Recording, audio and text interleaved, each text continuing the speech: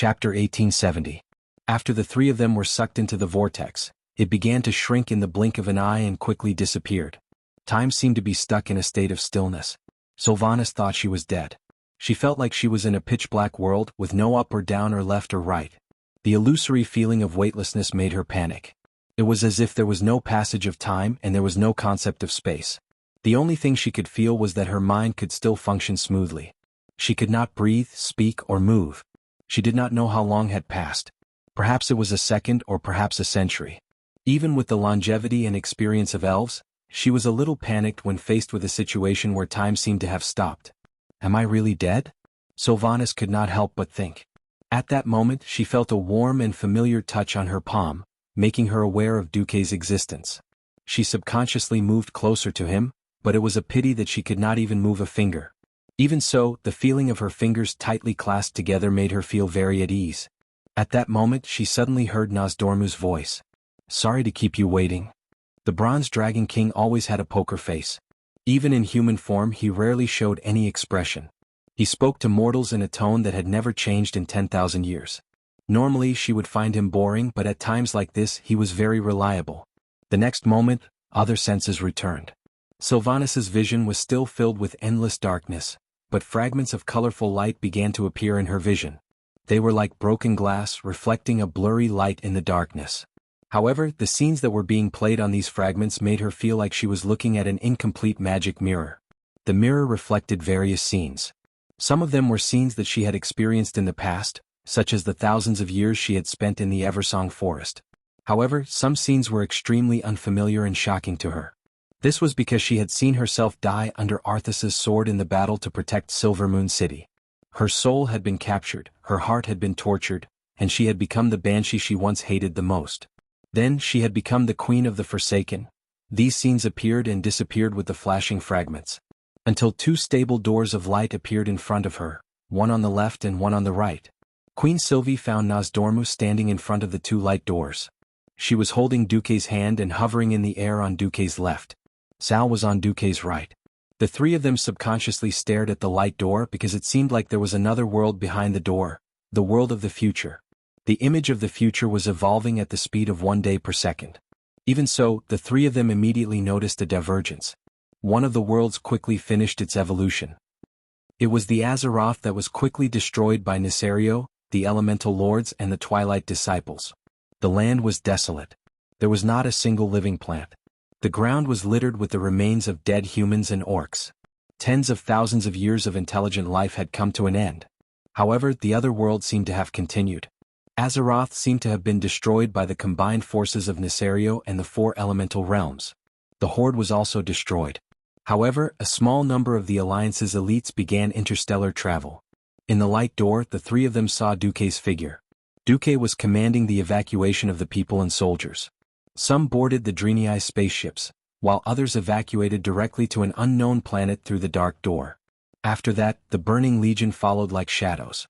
Duque led everyone to fight and retreat. Although the end result was still destruction, they had at least held on for 100 years. Originally, the three of them wanted to see more, but who knew that Nozdormu would raise his hand? Sylvanas and Sal turned into streams of light and flew backward.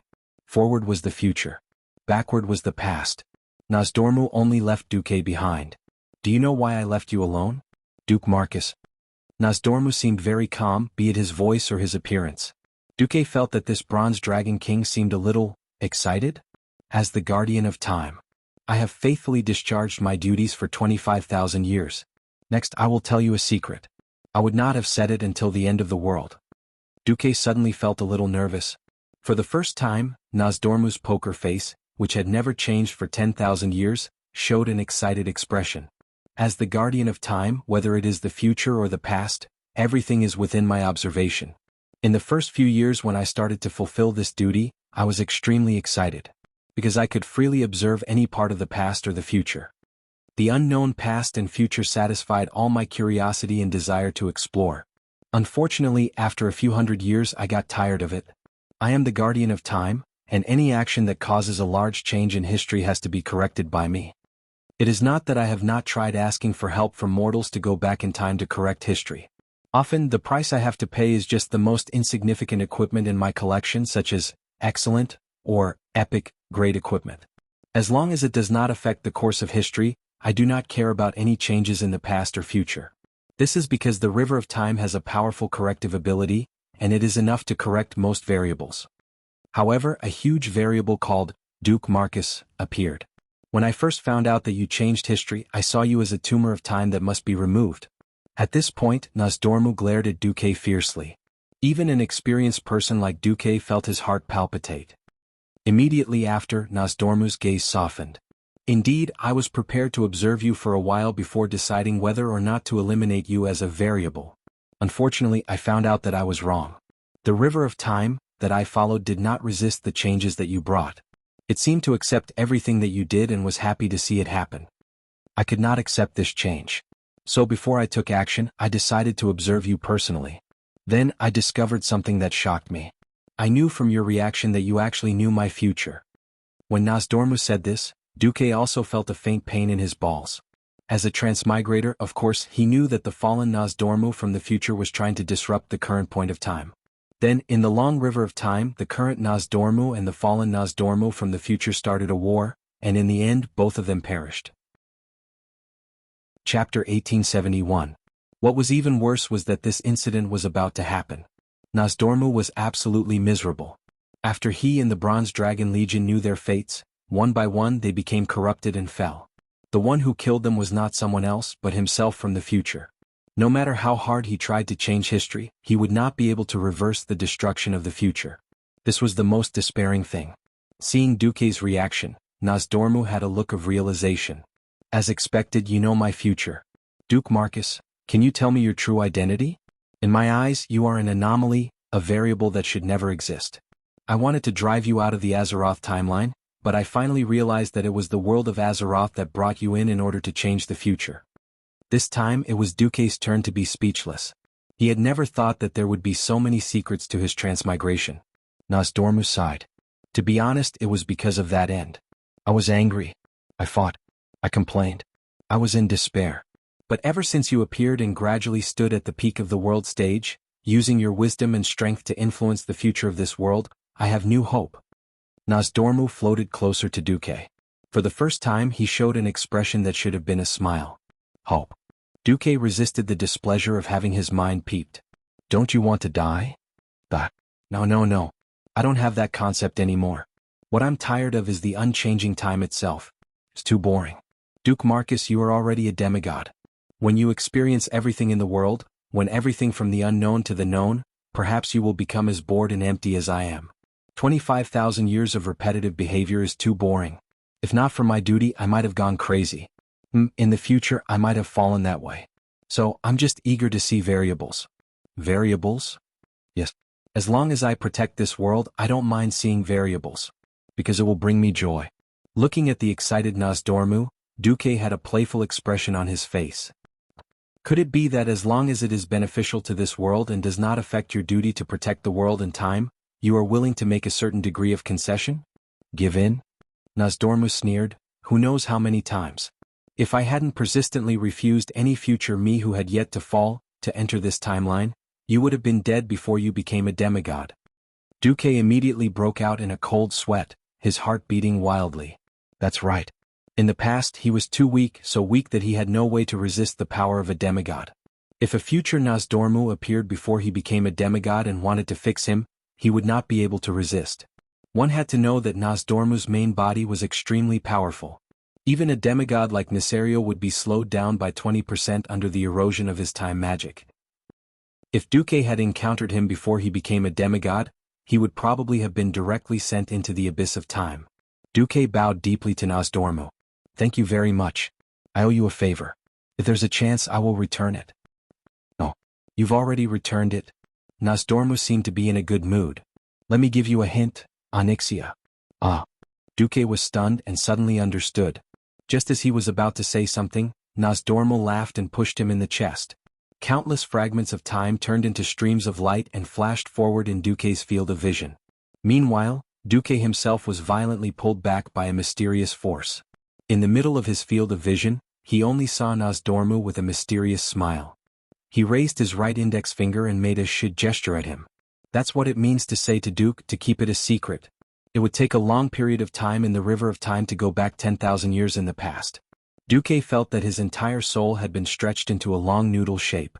Taking advantage of this moment, Duque was thinking about why Nosdormu had said that. He suddenly understood. In the ancient war 10,000 years ago, Nesario had deceived his brothers and sisters and made the 4 dragon kings inject most of their origin power into the soul of the giant dragon. That was how the dragon nuclear bomb was created, which directly turned dozens of demon legions into ashes. The strength of the 4 dragon kings who had been injected with most of their origin power had also fallen greatly. It was not until Duque destroyed the soul of the demon in this life that the dragon king's power was restored to its original state. Even so, they were still dragon aspects during this period of 10,000 years. In the original history, in order to kill Nesario, who was in a state of madness and had entered the source of Azeroth, the 4 dragon kings had no choice but to use all their power in the soul of the giant dragon. After all, although Thrall had filled the vacant position and successfully activated the soul of the giant dragon, the power of the dragon aspects could only be extracted from the 4 dragon kings. This directly caused the 4 dragon kings to forever lose the power bestowed upon them by the Titans, and they were demoted from dragon aspects to mortals. Thus there was a new deduction. What if it was not the 4 dragon kings who injected the power of the dragon aspects into the next battle, but the standard 5 dragon aspects? The power injected would obviously be less than that of the 5 dragon kings in the original history. This obviously gave birth to a new possibility. Perhaps after this battle, the 5 dragon aspects would not completely lose the sacred Titan power. Duque slapped his forehead. This butterfly of mine has done something big again. The so-called butterfly effect is really F***king difficult to deal with. Changing the future certainly represented new hope. In turn, it meant that the history that Duque was familiar with was useless. This was both a joy and a pain in the ass. However, Duque soon laughed. In the past, I couldn't completely change the world and I wasn't afraid of its backlash. But now I'm different. I've made all the preparations and the backup plans that should be laid have already been activated. Everything is waiting for the harvest. La la la. In the spring I plant a wife in the soil and in the autumn I can harvest many wives. Duque sang a tuneless crooked song as he traveled through time and space and returned to 10,000 years ago. When Duque came back to his senses he found that his face was crooked. Ouch ouch ouch. If it were someone else, Duque would have directly sent the 5 Fireballs divine sect to teach him a lesson. However, the person who twisted his face was Queen Sylvanas, so there was nothing he could do. Queen Sylvanas? Tell me what's going on with that forgotten queen. Sylvanas suddenly showed her might. Chapter 1872. The Forgotten Queen, the Undead Queen, was the chief of the entire tribe at the most glorious time in history. She had always been brave and determined, but who knew that her withered heart also had a soft and fragile side, and that her dried-up tear ducts could also shed sad tears? Who could understand her loneliness? In order to reunite her sisters, she had once tempted Sasha to become the same existence as her. Unfortunately, Sasha had come to her senses at the last moment. When Legion descends, her eldest sister, Aurelia, returned, and the allied tribes joined forces to fight against the Burning Legion. How did she deal with herself? Perhaps it was the sorrow buried in the deepest part of her heart that made the legend of Queen Sylvanas even more touching. Duque's hesitant expression made Sylvanas feel as if she had been pricked by a needle. Her body trembled. You really know something? Nosdormu refused to say. What about you? There had never been a hero who was really stupid. You could lie for a while but not forever. Speaking of which, Duque did not really intend to lie to Sylvanas. When he came back to his senses, he found that Sal was not by his side. Duque shrugged. What do you want me to tell you? That Sylvanas in the other parallel to the main world died in the battle to defend Silvermoon? And then continued to exist as the Forgotten Queen? Queen Sylvanas did not really want to be angry at Duque. It was just that she had seen a few fragments at once, and her thoughts were very confused.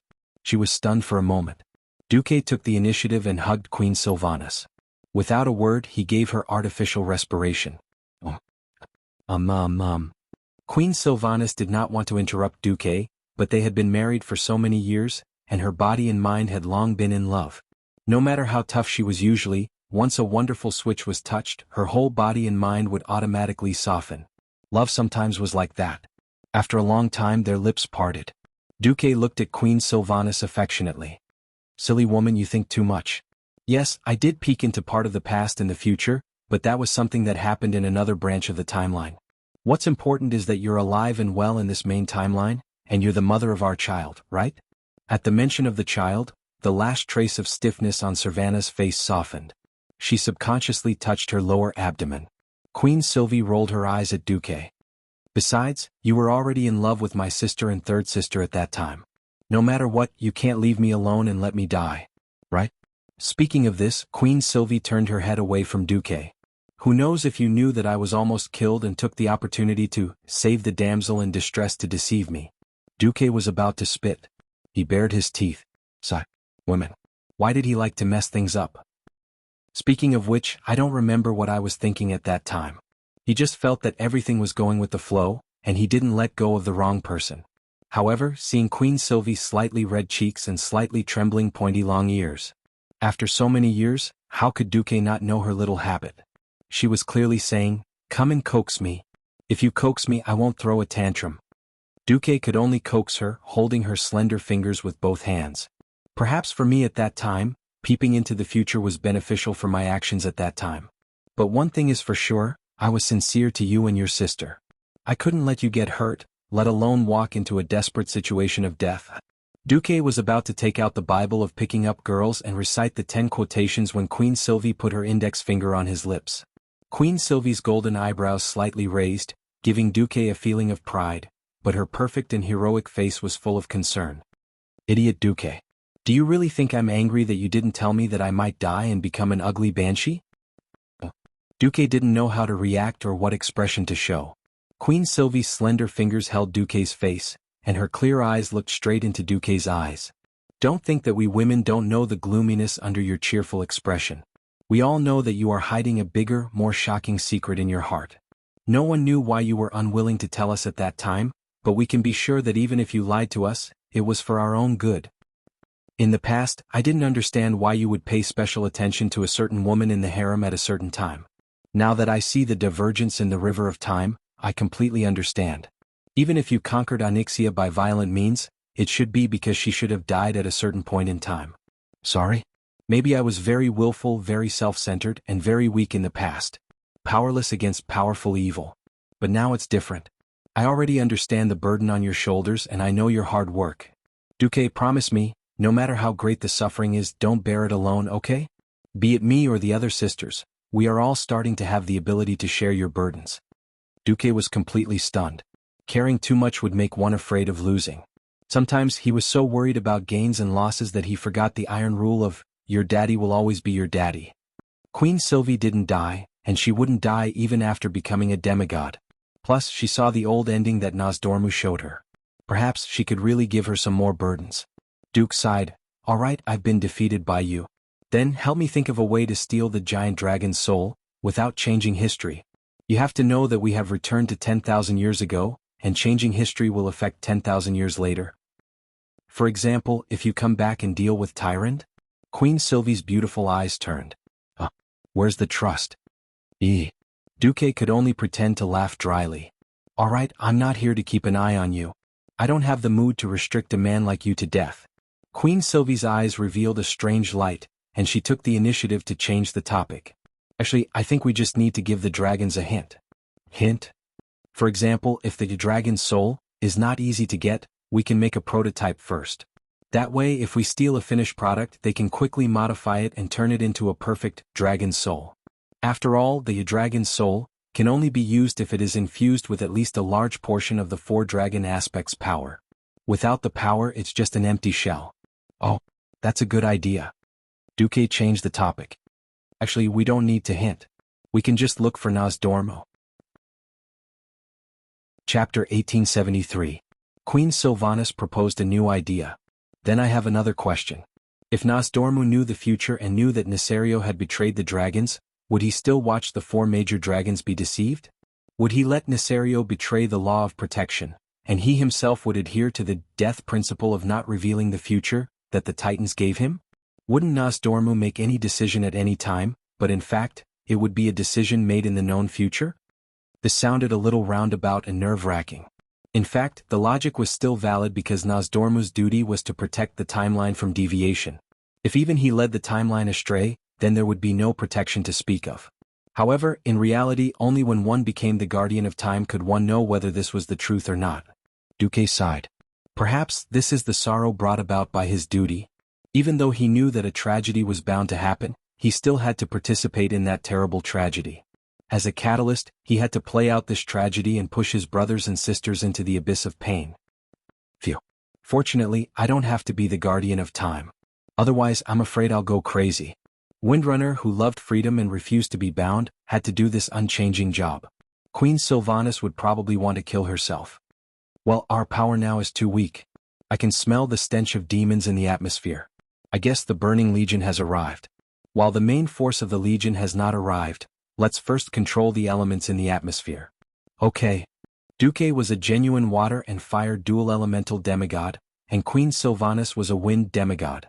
After their levels increased, their elemental affinity was also countless times higher. At this point in time, Ragnaros and Alakir were still alive, so naturally, they could not extract the elements of the three major elemental realms. On the other hand, because these two elemental lords were in a state of hibernation, no one would compete with them for the three elements of water, fire, and wind in the main plane of Azeroth. This made them feel like weasels entering a hen's nest. The so-called supermarket that they did not have to pay for was so cool. The place where they transmigrated was located in the southeast corner of the ancient Kalimdor continent that had not been blown up, probably near the future Zul, Europe. Duque and Queen Sylvani's elemental absorption naturally aroused a response from the troll priests of the Gurubashi Empire. Indeed, there were priests who were not afraid of death and led the trolls to investigate, but Duque used a bunch of hands of magic on them, combining the simplest and most violent demigod level, fireball, into a sickening meteor shower, teaching the crazy trolls that humans are dangerous. The Burning Legion was currently invading, and the entire central region of the continent was in chaos with Azhara City at the center. No one would care about the remote mountain forests of the continent. The huge troll empire was beaten like a dog. When Duque had absorbed enough elements, he realized that he had gone overboard. I seem to have accidentally killed tens of thousands of the troll empire's elites? Duque was speechless. Well done. Queen Sylvia gave a thumbs up. She was simply fanning the flames. Duque slapped his forehead. Back in his time, the Amani trolls had been exterminating for years. It had been so long that he had actually forgotten that the High Elves and the trolls were mortal enemies. By the way, don't you still have 2,000 years before you run into the Amani trolls who have nothing to do with the Gurubashi Empire? Damn the trolls. Queen Sylvani said stubbornly. If I have time, I don't mind going to the Amani trolls again. Duque slapped his forehead. Fine, you have the biggest breasts. You have the final say. After absorbing the elements, they were genuine demigod level again. I found Thrall. Queen Sylvani was a little excited. The wind element told me that he's in the Cavern of Time in Tanaris. Huh. Thrall really has ideas. Duque could not remember how Thrall got the dragon soul in the original history. Clearly, after being teleported to this point in time, Thrall had his own ideas. At the same time, outside the Cavern of Time, Thrall was struggling. He was stopped. He had spoken until his lips were sore, but the Bronze Dragon Legion did not let him in. They did not even want to listen to him and kept driving him out. Thrall felt extremely bitter. This was the disadvantage of not having a good relationship with the Dragon Slumber Temple. This was because Nozdormu had indeed given them a token, but that thing was in Duque's hands. If he returned to 10,000 years ago and did not perform well, then he would still be that insignificant orc in the eyes of the dragons. Just as he was about to reveal some spoilers of what would happen 10,000 years later to attract the attention of the Bronze Draconians, a familiar aura suddenly came from the portal behind him. Duque Sylvanas, you're here? Not knowing whether it was melancholy or relief, Sal heaved a sigh of relief. Well, since everyone is thinking the same thing, I'll leave it to you. I'll help you. Thrall was carefree. He wanted to show off, but that did not mean that he wanted to anger Duque. In the situation where he could not contact Duque, he was free to do whatever he wanted. But since Duque was here, he would be overstepping his boundaries if he acted recklessly. Duque glanced at Thrall and suddenly said, "You know what? What we did 10,000 years ago is very likely to affect 10,000 years later." Thrall was shocked and asked, "Then what if we go too far? The Bronze Dragon clan will send out pursuers who will use special methods to kill us in the River of Time." Of course, for the original plan, they should send a second group to try to get that thing back. Thrall was silent. Duque knew that he was in a heavy mood, but he still needed to give him a warning. Remember, history may be changed and fine-tuned. What is truly irresistible is the general trend. General trend? What was the general trend? This word could make Thrall think for a long time. Only Duque himself knew that this was Azeroth's determination to unite the various races against the Burning Legion. Only by defeating the demon army led by Sargeras could the planet have a way out and all races continue. No matter who it was, if they resisted the general trend, they would only be crushed by the wheels of history. Duque would not tell Thrall. Facing the guardian of the Cavern of Time, Duque gently raised a special badge. Feeling the power of the badge, the bronze draconic man immediately became respectful, and immediately ran to report. A moment later, Duque and the other two were brought to a desolate cave. There was nothing but sand. Suddenly, a huge sand dragon formed in front of the three of them. Did the future me ask you to cause trouble at the time node I'm guarding? Chapter 1874. Nozdormu was still the mighty and domineering sand dragon. His tone was also full of majesty. If Duque was still the newbie who had just transmigrated, he would probably be scared speechless when he saw such a huge dragon aspect. Unfortunately, as someone who had made a name for himself in the hellish world of Azeroth, he had long been used to facing a giant boss and could only see its toes. Duque was not affected by this kind of majesty. Duque was not afraid at all. Beside him, Queen Sylvanas raised her hand, and the three of them were lifted into the air by a gentle wind. They were level with the dragon's head. Two demigods, one earth messenger. I'm starting to wonder if my future self has a screw loose. Nozdormu's words should be considered self-mockery. Duque curled his lips. No. You should be very clear about when you will really collapse. The Nozdormu of our time still has enough rationality. He does not force things, but he still has hope in his heart. That's why Sylvanas, Thrall and I are here. Duque took the initiative to mention Nozdormu's collapse. This touched Thrall's nerves, but Thrall remained silent. Nozdormu raised his dragon head and said, "Wait and hope?" Yes. Duque was sure. Nozdormu's eyes, which were made of sand, suddenly bloomed with divine light. The huge dragon head nodded. Very well, I allow you to enter the world of this time. But remember, don't mess around. The other you is also an outsider. At this point in time, I can't predict what will happen when two Duke Marcus come together. The King of Time seemed to be implying something. One mistake and it will become an eternal cycle of time, like a circle that will never stop spinning, and you will never be able to get out. Duque gritted his teeth and thought to himself, fine. Two transmigrators are scary enough and both of them are me. This kind of F***king. Just thinking about it is a nightmare. But at this point in time, I should be staying in Azhara City and living a depraved but happy life, right? Duque nodded. I will. As for the giant dragon soul, that thing is indeed being forged. Nozdormu interrupted him. But I won't help you with anything. I'll just quietly supervise you. I am a guardian, not a creator. No one knew whether they were quietly watching Duque act cool or quietly watching Duque court death. Duque sighed. Sure enough, a person with a wild imagination who was good at creating and a person with a rigid mind who was good at repetitive labor were creatures of two different worlds. The Nozdormu of this timeline was even more stubborn than the Nozdormu of Duque's original timeline. Being able to do this was a big green light. Face should be given to each other. Since the other party wasn't an enemy, Duque bowed and said, "Thank you very much." Coming out of the caverns of time, Queen Sylvanas and Sal looked at Duque at the same time. What do we do next? Duque tapped his temple rhythmically with his right index finger. If we don't care about the consequences, there are many ways. When Duque said this, Sal was secretly shocked. Those were the 5 dragon aspects. If things went wrong, even Nesario, who hadn't publicly betrayed them, might join in the encirclement. Against the 5 dragon aspects, Duque, are you that confident? Sal felt a wave of shame. It was a difference between heaven and earth. He once wanted to break through to the demigod realm and truly make the tribe invincible. Unfortunately, the situation changed too quickly. Before he had time to break through to the demigod realm, Duque had already cleared the turmoil in the 3 elemental realms and ruled the 3 realms. Anguirus, whom he had to trust, had messed up the tribe. Thinking of this, Sal felt the deepest sense of powerlessness. Duque was obviously creating a new future that even the Time Dragon King Nozdorm had never seen before. What about him? Although he used to shout, Lord Underskirtar, he had always proclaimed the spirit of death. He preached that he would rather die than win, but he had to shoulder the lives and future of more than 1 million of his fellow orcs. When the day came when the Alliance and the Horde faced off, would he really be able to take them down with him?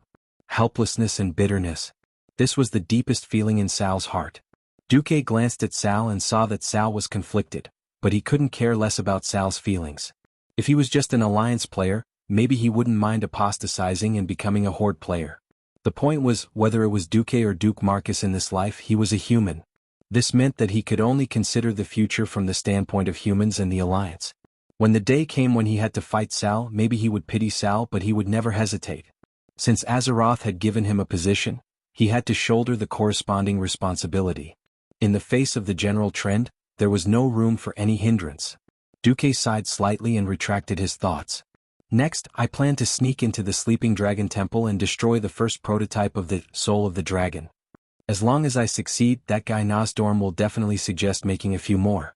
Anyway, for Nisario, the Soul of the Dragon is only meaningful if the power of the Dragon King is used by the 4 Dragon Kings. Without the power of the Guardian, it's just a platinum disc that can be replicated. Queen Sylvanas and Sal were stunned. Sal was stunned. Wait, what identity are you going to sneak in? Duque glanced at the bronze dragon man guarding the entrance of the Cavern of Time in the distance, and took the 2 of them around a corner. When he was sure that no one could see them, he raised his hand and covered the 3 of them with a spherical curtain of flames. Then he entered shadow form in front of the 2 of them. Sal was dumbfounded.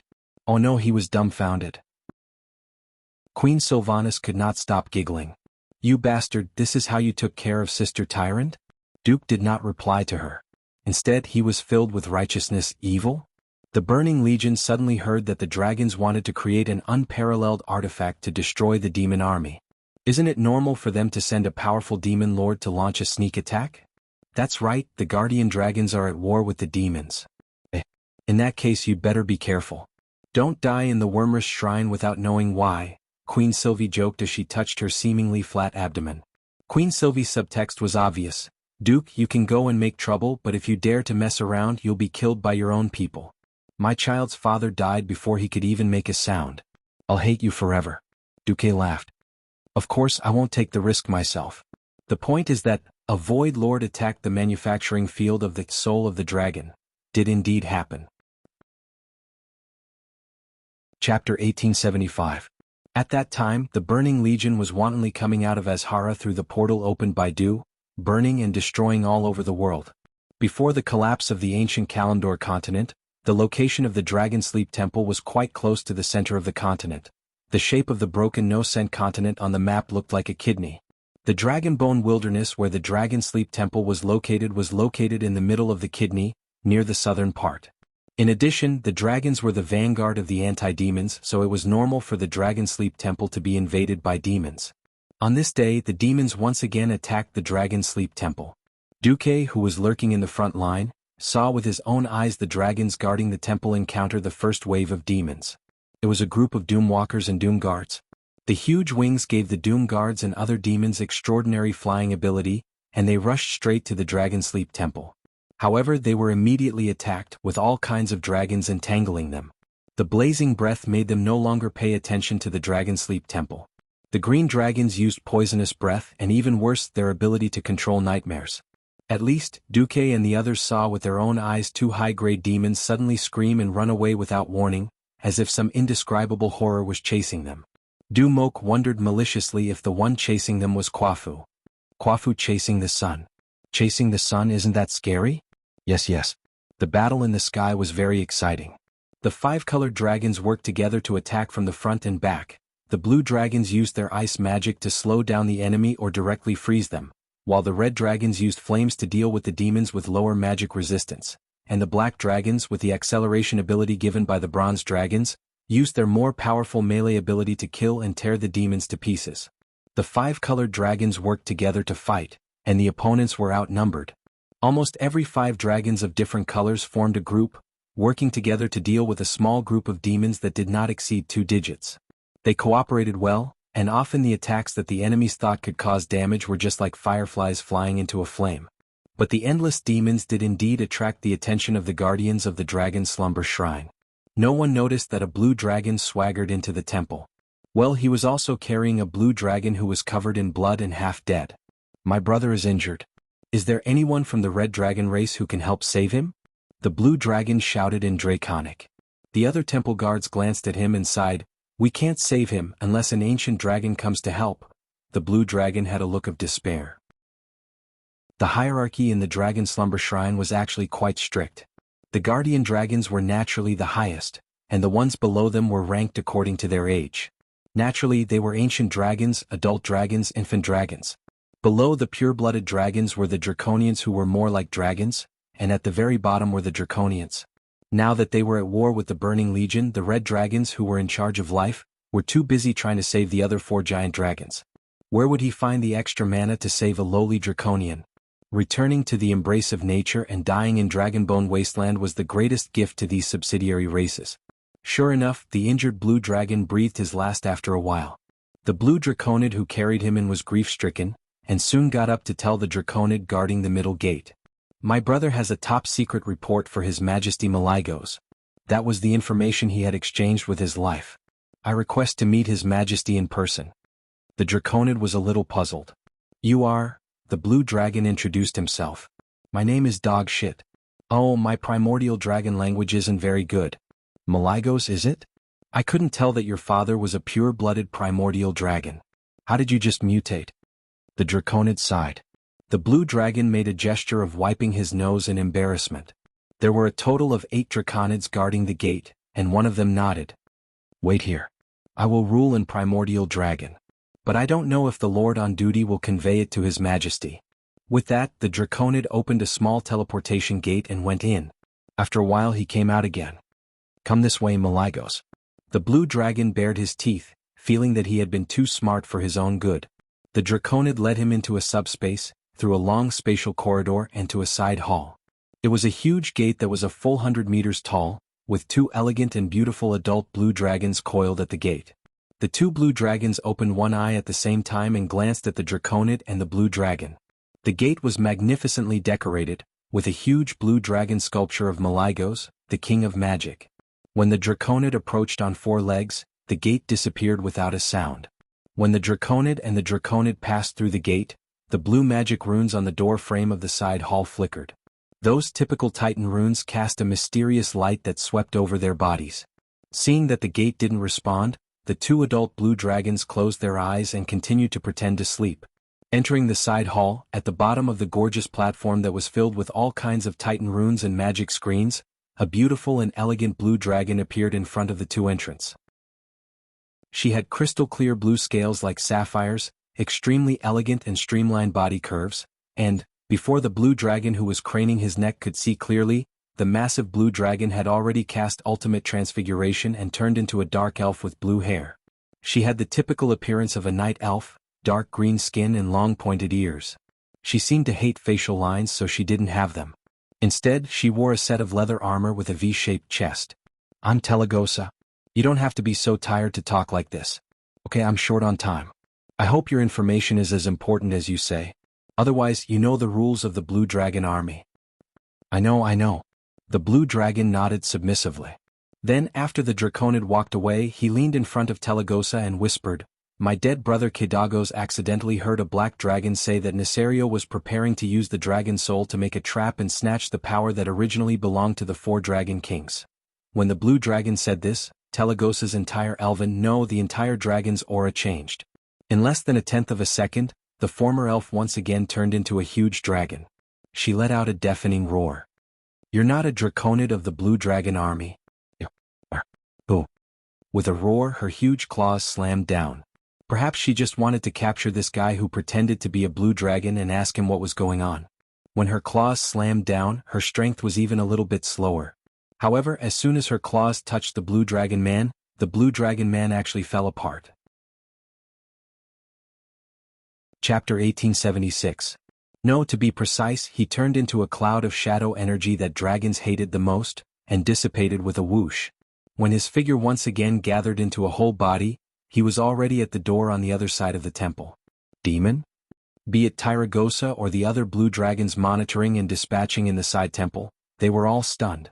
At this point in time, the first non-Eridan warlock to use demonic power in the universe had yet to be born, and there were no demon hunters or death knights. It could be said that those who used shadow energy were all demons. There were thousands of demons in the Legion, and aside from the famous warring races of Eridan, There were always some strange demons that the dragons did not recognize. In fact, it was impossible to recognize all of them.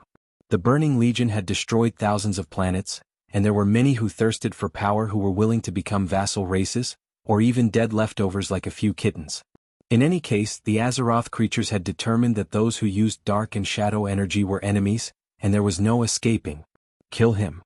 Tyragosa pushed off the ground with all four limbs and spread her wings, leaping high into the air.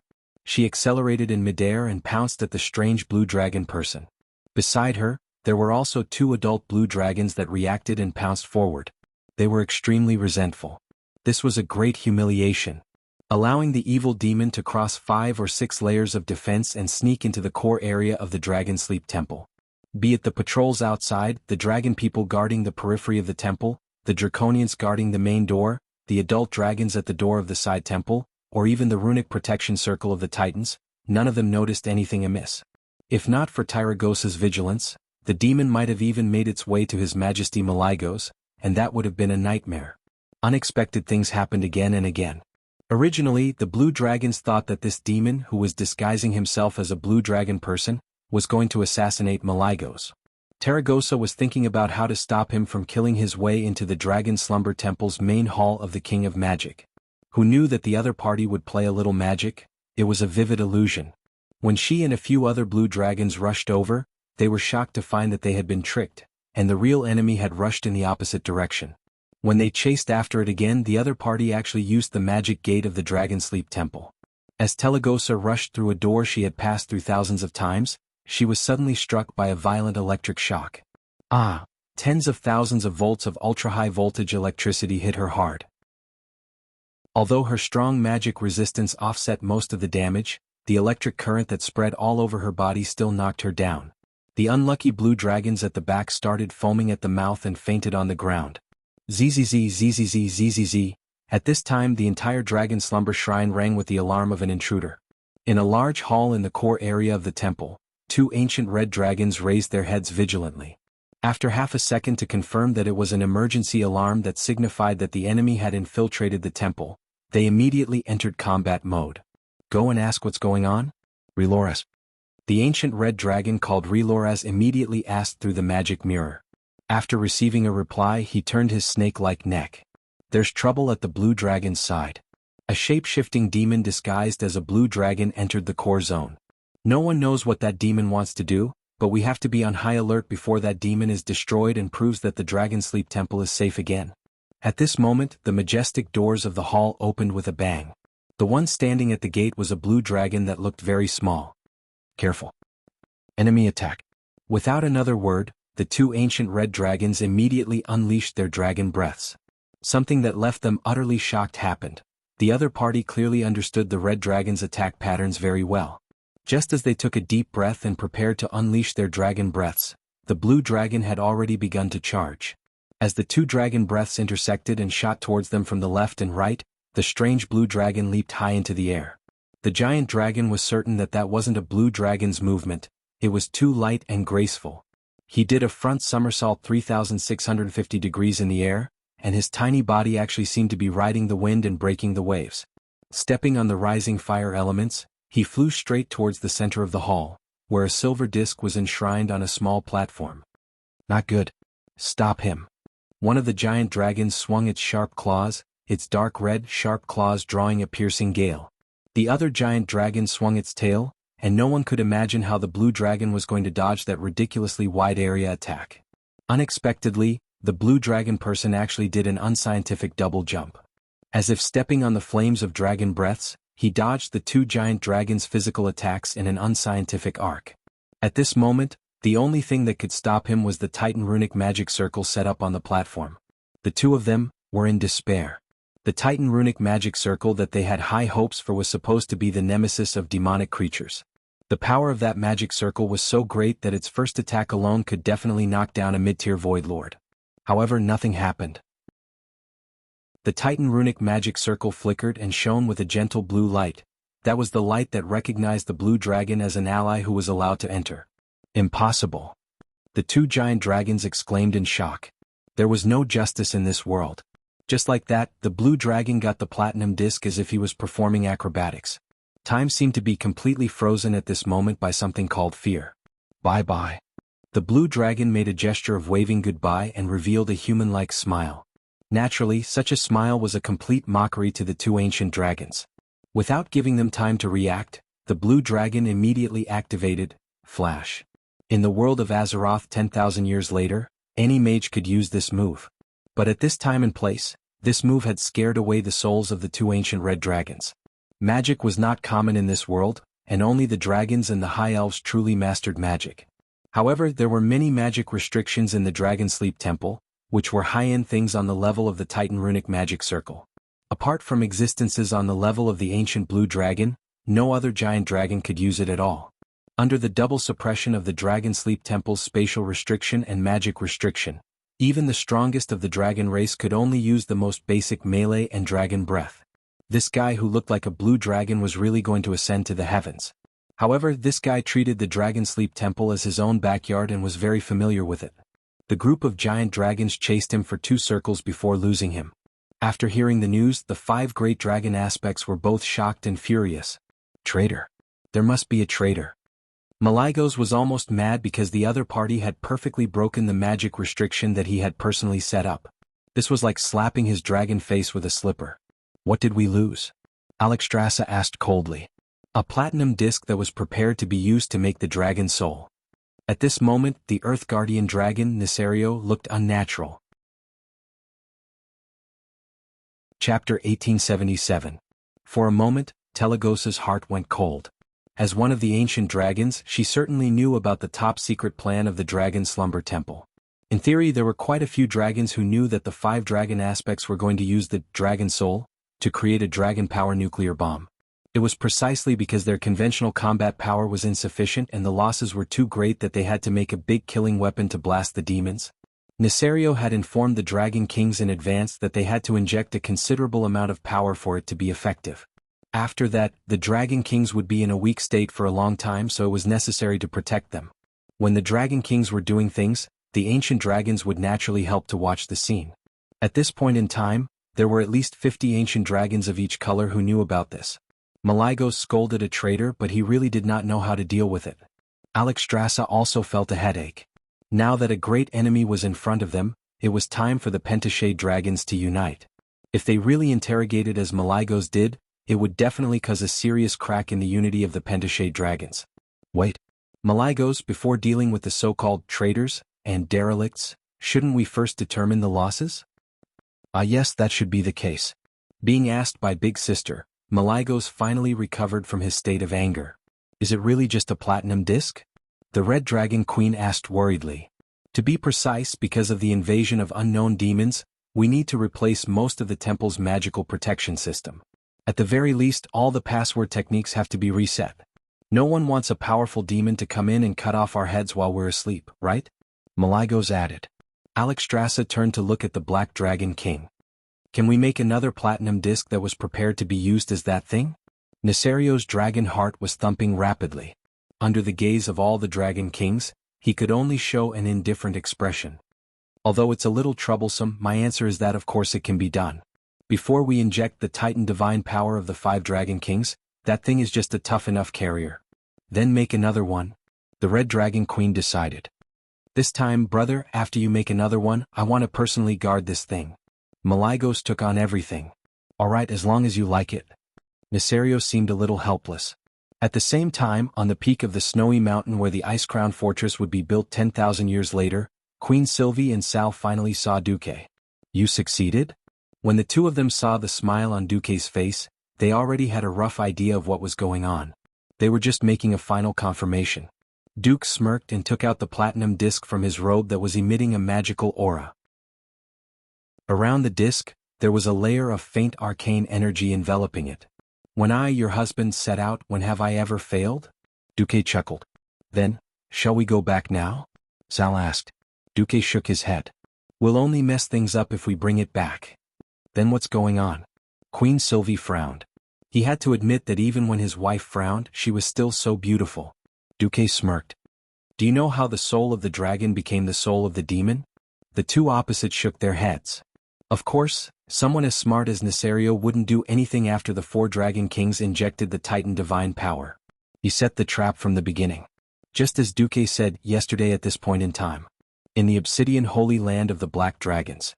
Nesario grimaced as he peered at the shrunken figure below, only to see that the guy's rising and falling chest was firmly clamped by the stone nails, but the little man completely ignored it as he struggled to get rid of the shackles.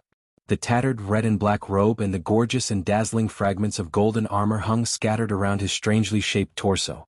He had 2 goat-like horns on his head, a deep red face, a wide mouth and sharp teeth that resembled those of a dragon. The pair of purple-black eyes were like 2 dark abysses that wanted to engulf the guy who imprisoned him. Unfortunately, he definitely did not have the power to match the Black Dragon King's will. In addition to being nailed, the longhorn monster was also shackled by thick chains on the ground. These chains had been specially reinforced to fix his hands and feet to the stalagmite. The prisoner's mouth moved a few times from time to time, as if he was shouting something, but no sound came out. However, he didn't give up, especially when he saw the dragon approaching. Immediately, the prisoner's angry, shrill and incessant curses rang out in the secret chamber. My lord Sargeras will make the black dragons bleed like a river. He will make your skin into a trench coat and wear it. He will feed your flesh to the dogs. He will seal your soul in a bottle forever and torture it wantonly. Nesario blinked and used a spell to make his Void Lord prisoner lose the ability to speak again. In order to capture this mid-tier Void Lord, the Black Dragon King and his subordinates had put in a lot of effort. The Black Dragon King raised his big claw and focused. After a while, a golden light flashed in his palm. The light gradually became dazzling, and even the captured Void Lord stopped cursing and stared at what Nesario had summoned. The golden light was just a sign, and then a disc appeared, still shining with golden light. But surprisingly, its structure was unusually simple. Even the night elves could easily capture a small creature. The disc was like a large ordinary gold coin, wrapped in a round shell that shone brightly. This kind of unexpected design was all Nesario's idea. If he wanted this divine rune to complete its mission, it should be inconspicuous and frightening. He brought the platinum disc in front of the Void Lord to let the fanatical and powerful Eridar wizard see what was waiting for him. However, the Lord showed an indifferent expression. He glanced at the dragon and the disc from head to toe, his eyes full of mockery. Nesario looked at his reaction. The Eridar Lord did not notice the powerful magic in the platinum disc. He was very satisfied because even the most cunning demon lord could not see anything, which meant that the other dragons would not be able to see anything, until they could not turn back and it was too late for regrets. The Earth Guardian dragon flicked its claws, and the disc emitted a golden light that illuminated the demon's forehead. In an instant, a ray of red light dyed his face red. Then, a mysterious rune jumped out of the platinum-colored disc and entered his body with a whoosh. Ah! The Black Dragon King opened his terrifying mouth full of fangs and spoke in a language that could not be heard in the mortal world. Every word was filled with the strongest evil aura, and even the demon shuddered. Chapter 1878. As the Lord of Eridar who had destroyed countless worlds, this was the strangest sound he had ever heard. It was like a perfect piece of music, but also like the whisper of the most beautiful female in the dead of night. It was the language of the gods. As Nesario spoke, the platinum-colored disc began to shine again. The mysterious glazed light shrouded the huge secret chamber, and it became more and more dazzling with every syllable the Black Dragon King uttered. The simple outer shell of the disc could not conceal the brilliance of the divine runes inside. The Lord of Eridar involuntarily opened his mouth to the limit due to the severe pain. A silent cry brewed in his throat, and blood flowed out of his horrified eyes. It was a mixture of blood and tears. His entire body arched backward, and his blue tail slapped the rocks frantically. He was known as a demon in many worlds, but now he was tearing at the mysterious metal chain that bound him as if he was possessed. He used so much force that he even tore off the flesh on his wrists and ankles, causing them to bleed profusely. This was not an escape but a purely painful struggle. Soon his skin, muscles and even bones began to rot. Everything that could be called living tissue fell off his body inch by inch, and finally, like weathered stones, they cracked under the strong wind and fell piece by piece. Even so, his soul was still screaming and wailing. He was not afraid of death, for death could allow his soul to return to the distorted void. However, this kind of evil divine spell that completely absorbed the soul was his true nemesis. Not only was his life withering, but even his soul was distorted into another kind of existence. This even made it impossible for him to activate the death sequence in the distorted void. If the distorted void confirmed his death, it would separate a mass of soul-nourishing substance to nurture his soul and make up for the defects of his soul as much as possible on account of his status as a lord. Now he was just missing. The evil divine light disappeared, and the runic metal chain that bound the demon lord moments ago was still swaying in the air. The Black Dragon King was like a loving father to his beloved son. He used his 2 claws to gently pinch a rune that emitted gentle waves from the skull, and then recited an incantation, embedding the rune back into the platinum disc. However, Nesario did not know that every detail of this scene had been seen by someone. When Dubois reproduced this scene in front of Queen Sylvie and Sal, both of them were completely shocked, speechless. Sal was finally convinced. "How did you get the surveillance footage and sound of Nesario in the most secret room?" Queen Sylvie also spread her hands. "I'm not guessing anymore. Let's just reveal the mystery." Duque's smile was a little mischievous. "The Obsidian Holy Land is the holy land of the Black Dragons. 10,000 years ago this was the absolute territory of Nesario. There is no doubt about that. But 10,000 years later, the owner of the Obsidian Holy Land is Onyxia." Queen Shi and Sal understood immediately. At this point in time, no matter how sinister Nesario was, he would never have thought that his daughter, whom he had casually created, would occupy his lair 10,000 years later. Furthermore, she had sold her integrity, dedicated her body and mind, and given everything to Duque. Since Duque wanted to come back and cause trouble in the ancient war 10,000 years ago, he would definitely not let go of these details that could determine the success or failure of the entire operation.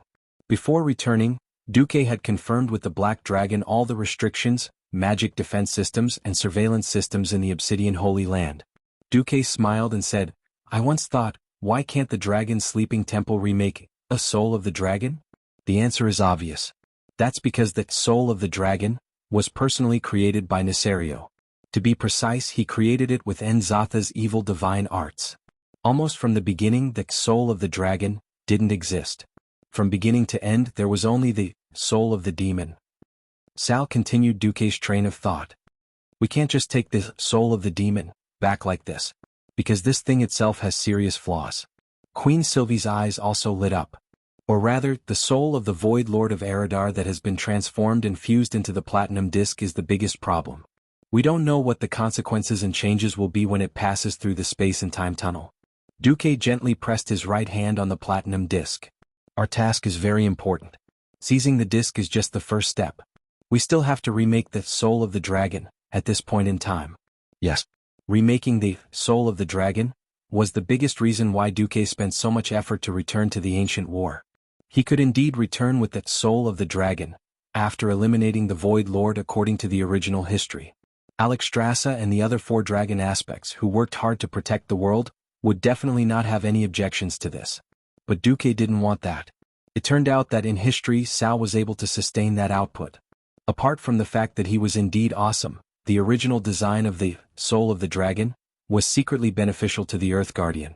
When the 4 dragon aspects fully injected their own and the power given to them by the Titans, Nesario pretended to input his power. His clumsy performance definitely couldn't fool the Dragon Kings other than Nosdormu.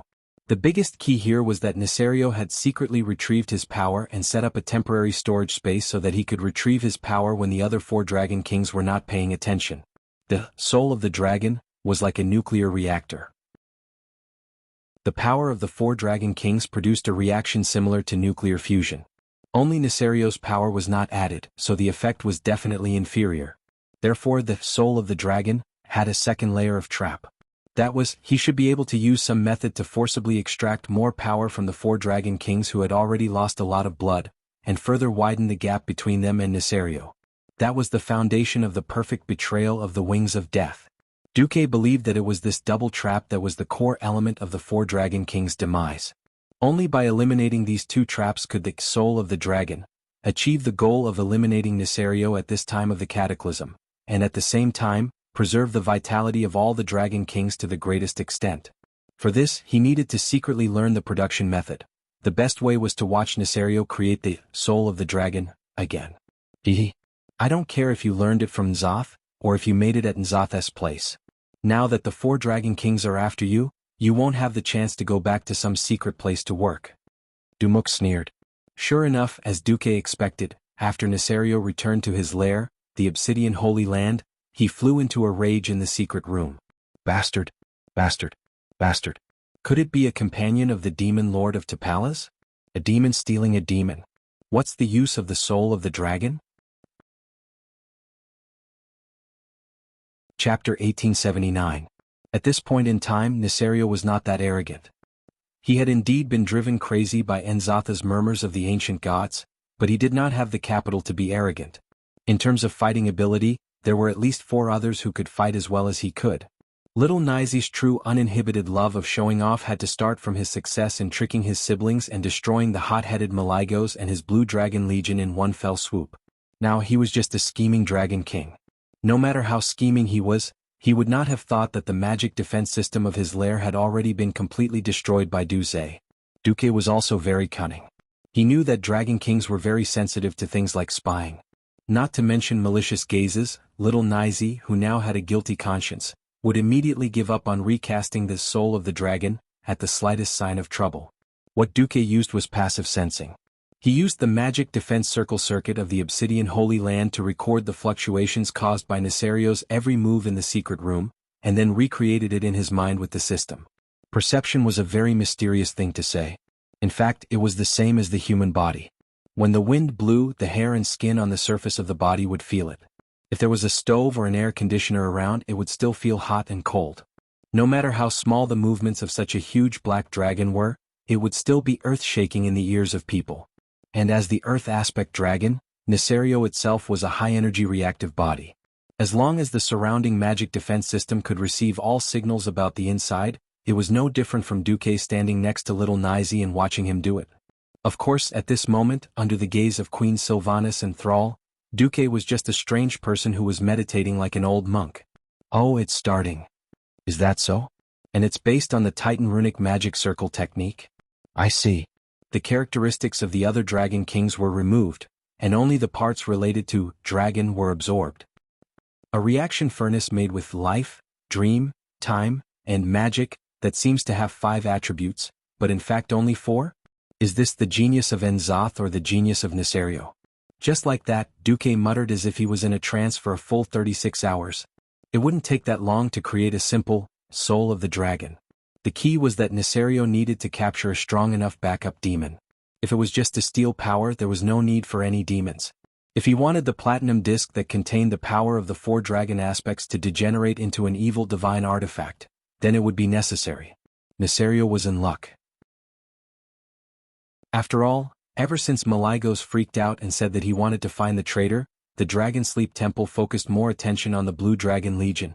After all, it was the Blue Dragon's subordinate Draconians and Draconians who made the mistake, and it was also the Blue Dragon's fault that the magic defense system was broken.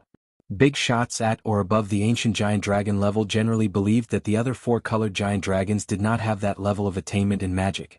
After all, dragons preferred to use their bodies and talents rather than pursue magic at the expense of essentials. The Black Dragon army frequently attacked at the front lines, which was seen as a sign of responsibility. Although a few of Nesario's capable subordinates were a little confused, they still followed the boss's instructions and captured a beginner Void Lord at the cost of a moderately injured ancient giant dragon. Nesario repeated the steps in front of Duque as if he was teaching an experiment. Queen Sylvanas protected Duque so that Duque could feel more at ease and turn on the system genie at full power, analyzing the role and reaction of each rune and divine incantation. Finally, 16 hours after Nesario's success, Duque let out a long sigh. I know what to do. What do you want us to do? Duque turned to Sylvanas first. First of all, your task is to isolate your aura. I want you to provide a complete aura shielding array for us to modify the soul of the demon at the location of the Ice Crown Fortress in the future without alarming the Dragon Sleep Temple and Al-Akir. Queen Sylvanas frowned. It's going to be quite a commotion, isn't it? Why does it have to be here? Because the real source of the magic ley line here is the Well of Eternity. Although the Well of Eternity has shut off the output of magic to the outside, it is actually only the main ley line that is closed. There are still some small magic tributaries that form the hidden magic ley line. I can't rebuild the magic net at this point in time during the Ancient War, so I can only use the ready-made ones. What about me? Sal asked. Your task is more important. I will teach you how to modify the soul of the dragon. Take note, this thing is about as difficult as you using a tomahawk to operate on a mosquito. Although your failure will not cause any big explosion, I will have to forcibly snatch the soul of the dragon, again. History will even change greatly because of this. At that time, Nosdorm at 2 points in time will definitely find trouble with us. I will try my best. Zhao was quite calm. Duque looked up. The last thing is the timing. We have to choose when the 5 Dragon Kings inject power into the soul of the dragon. Only then will the 5 Dragon Kings not have a chance to cause trouble. Okay. The two responded in unison. The history of the ancient war seemed to be continuing according to what a certain someone was familiar with. The Burning Legion, which was endless and of incomparable quantity and quality, began to gain a greater advantage on the battlefield. While the 5 Dragon Kings were preparing to inject power into the soul of the dragon, Duque No. 1, who was playing Infernal Affairs, was busy having sex with Tyrant. And now Duque No. 2 was setting up a backup plan. Finally, the historical moment arrived. A terrifying energy wave, just like history, came from the Dragon Sleep Shrine. Even though they were far away, Duque and the other two could still clearly feel a huge force brewing. This naturally attracted the attack of the demon army. Tens of thousands of Terror Guardians and Doomsday Guards rushed towards the Dragon Sleep Shrine. Bright lights and shadows flashed everywhere in the sky. Be it the demons or the giant dragons, they all fell down like dumplings. On the platform at the top of the Dragon Sleep Shrine, Nesario, who was pretending to inject power, suddenly felt his heart palpitate. He exclaimed a name in his heart, T'Pallas. The name of that demon lord. The soul imprint that he had engraved in the demon's soul was erased. At this moment, in the deepest part of a huge ice cave that should have become the Ice Crown Fortress, Sal looked at Duque with some trepidation as he skillfully manipulated the power that should have belonged to the Burning Legion. The power of shadow seemed to be dancing on Duque's fingertips. Duque easily and perfectly dissected the demon's soul that had gone deep into the Platinum Disc Rune Magic Circle. Chapter 1880. Dumuk poured cold water on Sal's head and told him that there were only 2 beings on the entire planet who had the original Titan runes. One was the current Blue Dragon King, Kalegos, and the other was Duque. Without the permission of the Sleeping Dragon Temple, Duque wouldn't even let Sal see it. The 2 ancient dragons immediately agreed and flew towards the mountain where the Ice Crown Fortress would be located in the future with more than a dozen adult dragons and a group of young dragons. Of course, he longed to master this magical and sacred power, but Duque had no intention of teaching him. He was captured purely to work for him. This was the Ice Crown Fortress in the future. There were actually several caves leading from the snowy peak to the underground. Later, Nazul and Arthas, who became the Lich King, ordered the Crypt Arachne to dig and reinforce the caves, eventually forming an underground passage connecting the Ice Crown Fortress and the northwest of the Dragonbone Wilderness. The entrance of the passage was the famous Gate of Divine Wrath in the future. Not only did Duque give the platinum disc to Sal, but he also snapped his fingers and directly projected a magnified projection of the platinum disc in midair. The 2 dragons approached the mountain cautiously, one in front and one behind. Queen Sylvanas immediately understood. When Nazristas approached the snowy peak, he was the first to find a problem. Brother, did you notice that the elements here are a bit abnormal? That's also a relief for me. You will never imagine how insidious and vicious Nesario, who claims to be the guardian of justice in this world, is. This was simply venting. This Eridar demon vividly described the brutality and despicableness of the Black Dragon King. After a series of actions similar to a toothpick picking his teeth, Duque announced, "Okay, this thing is clean, it's up to you now." This amount of work had long exceeded the imagination of mortals. Sal, you need to change the circuit here. Then replace the Titan runes here, and here with these runes. Note these are Titan runes. The smallest rune is made up of thousands of small runes that are constantly rotating. You need to use the power of the earth to replace these few key runes. Nazristas frowned. It's a bit narrow here, send a young dragon to take a look first. After doing it continuously, Sal felt that he was very much like the old orc grandmother next door who specialized in sewing holes in his clothes and repairing his armor when he was a slave gladiator. Ah, ha, oh okay, what? He actually has Alexstras's dragon seal token? Forbid the Red Dragon clan from approaching that place? What made Sal grumble the most was still the Titan runes. Thrall and Queen, she looked at the soul that they should have loathed and hated. Before the explosion of the Well of Eternity, this place was a land of extreme cold. Pure white snow covered the Dragonbone wasteland and the surrounding mountains all year round. However, because Duque's modification of the dragon's soul required him to gather the mana from the surrounding ley lines, the flow of mana naturally generated some heat. It was a very strange voice. It was coming from the soul of a Void Lord. "You're welcome. We're about to destroy you," Queen Sylvie said with a straight face. In fact, what Sal had to do was similar to carving flowers for a cake. Mixing flour, putting seasonings, throwing the oven to control the fire, and so on had nothing to do with him. It was just that Duque extracted the key Titan rune spells and asked him to replace them with a specific rune combination. "Duque, there's a situation." As the demigod of wind, Queen Sylvie was the first to sense the arrival of this strong scouting team long before the dragons discovered the three of them. I've lived here for tens of thousands of years, and I didn't know there was a natural cave here."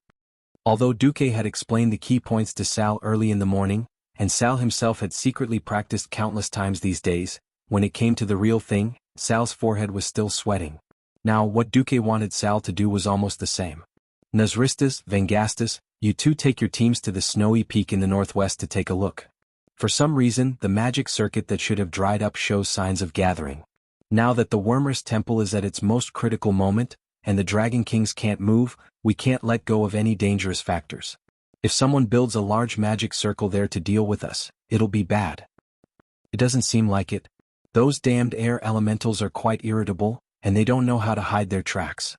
They shouldn't be ordinary air elementals. No matter how Duque and Sal did their research, no matter how hard Queen Sylvie tried to hide her presence, the Wormers Temple still detected it. Tyrannistus, this was a dragon who, after 10,000 years because of self-blame and illness, and in order to seek justice for the Alliance, voluntarily died. After his death, his head was hung in the Iron Furnace Castle Adventurer Hall. At this point in time he was still alive and well, and he was Alexstrasza's first assistant. "No matter who you are, and no matter what your intentions are, I want to thank you for getting me out of this damn thing," Lord Eridar's soul said. This heat melted the ice and snow on the mountain peak, revealing the mountain path to the underground cave where Duque and the others were. Sal also tried to secretly learn some tricks or something, but he found that he lacked something very important: the primitive Titan runes passed down by the Titans. After Duque and the others listened for a minute, Queen Sylvie gave Duque a look, and Duque casually destroyed this Eridar demon. The bitter Sal could only work.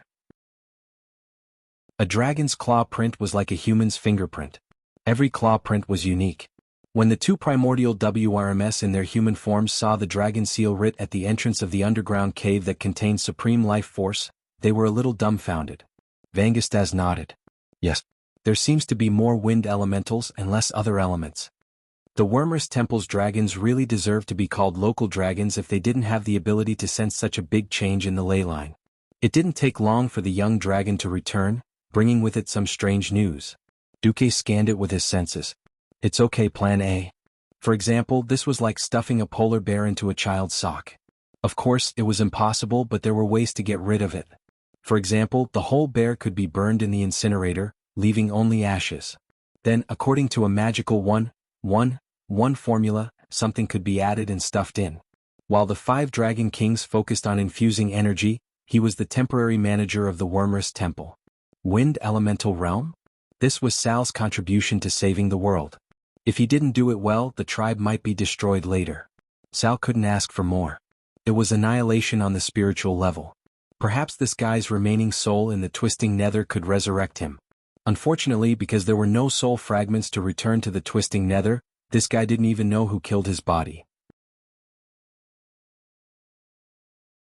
Chapter 1881.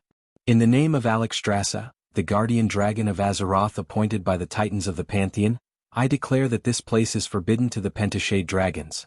Anyone who trespasses this place without the Dragon Seal scroll personally issued by me will be considered a declaration of war against the Dragon Slumber Temple.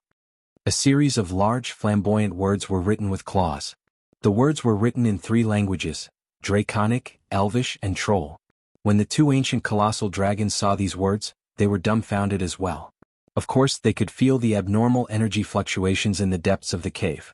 But they were more troubled by the warning signs. There's definitely something wrong inside. But that's still Her Majesty's handwriting.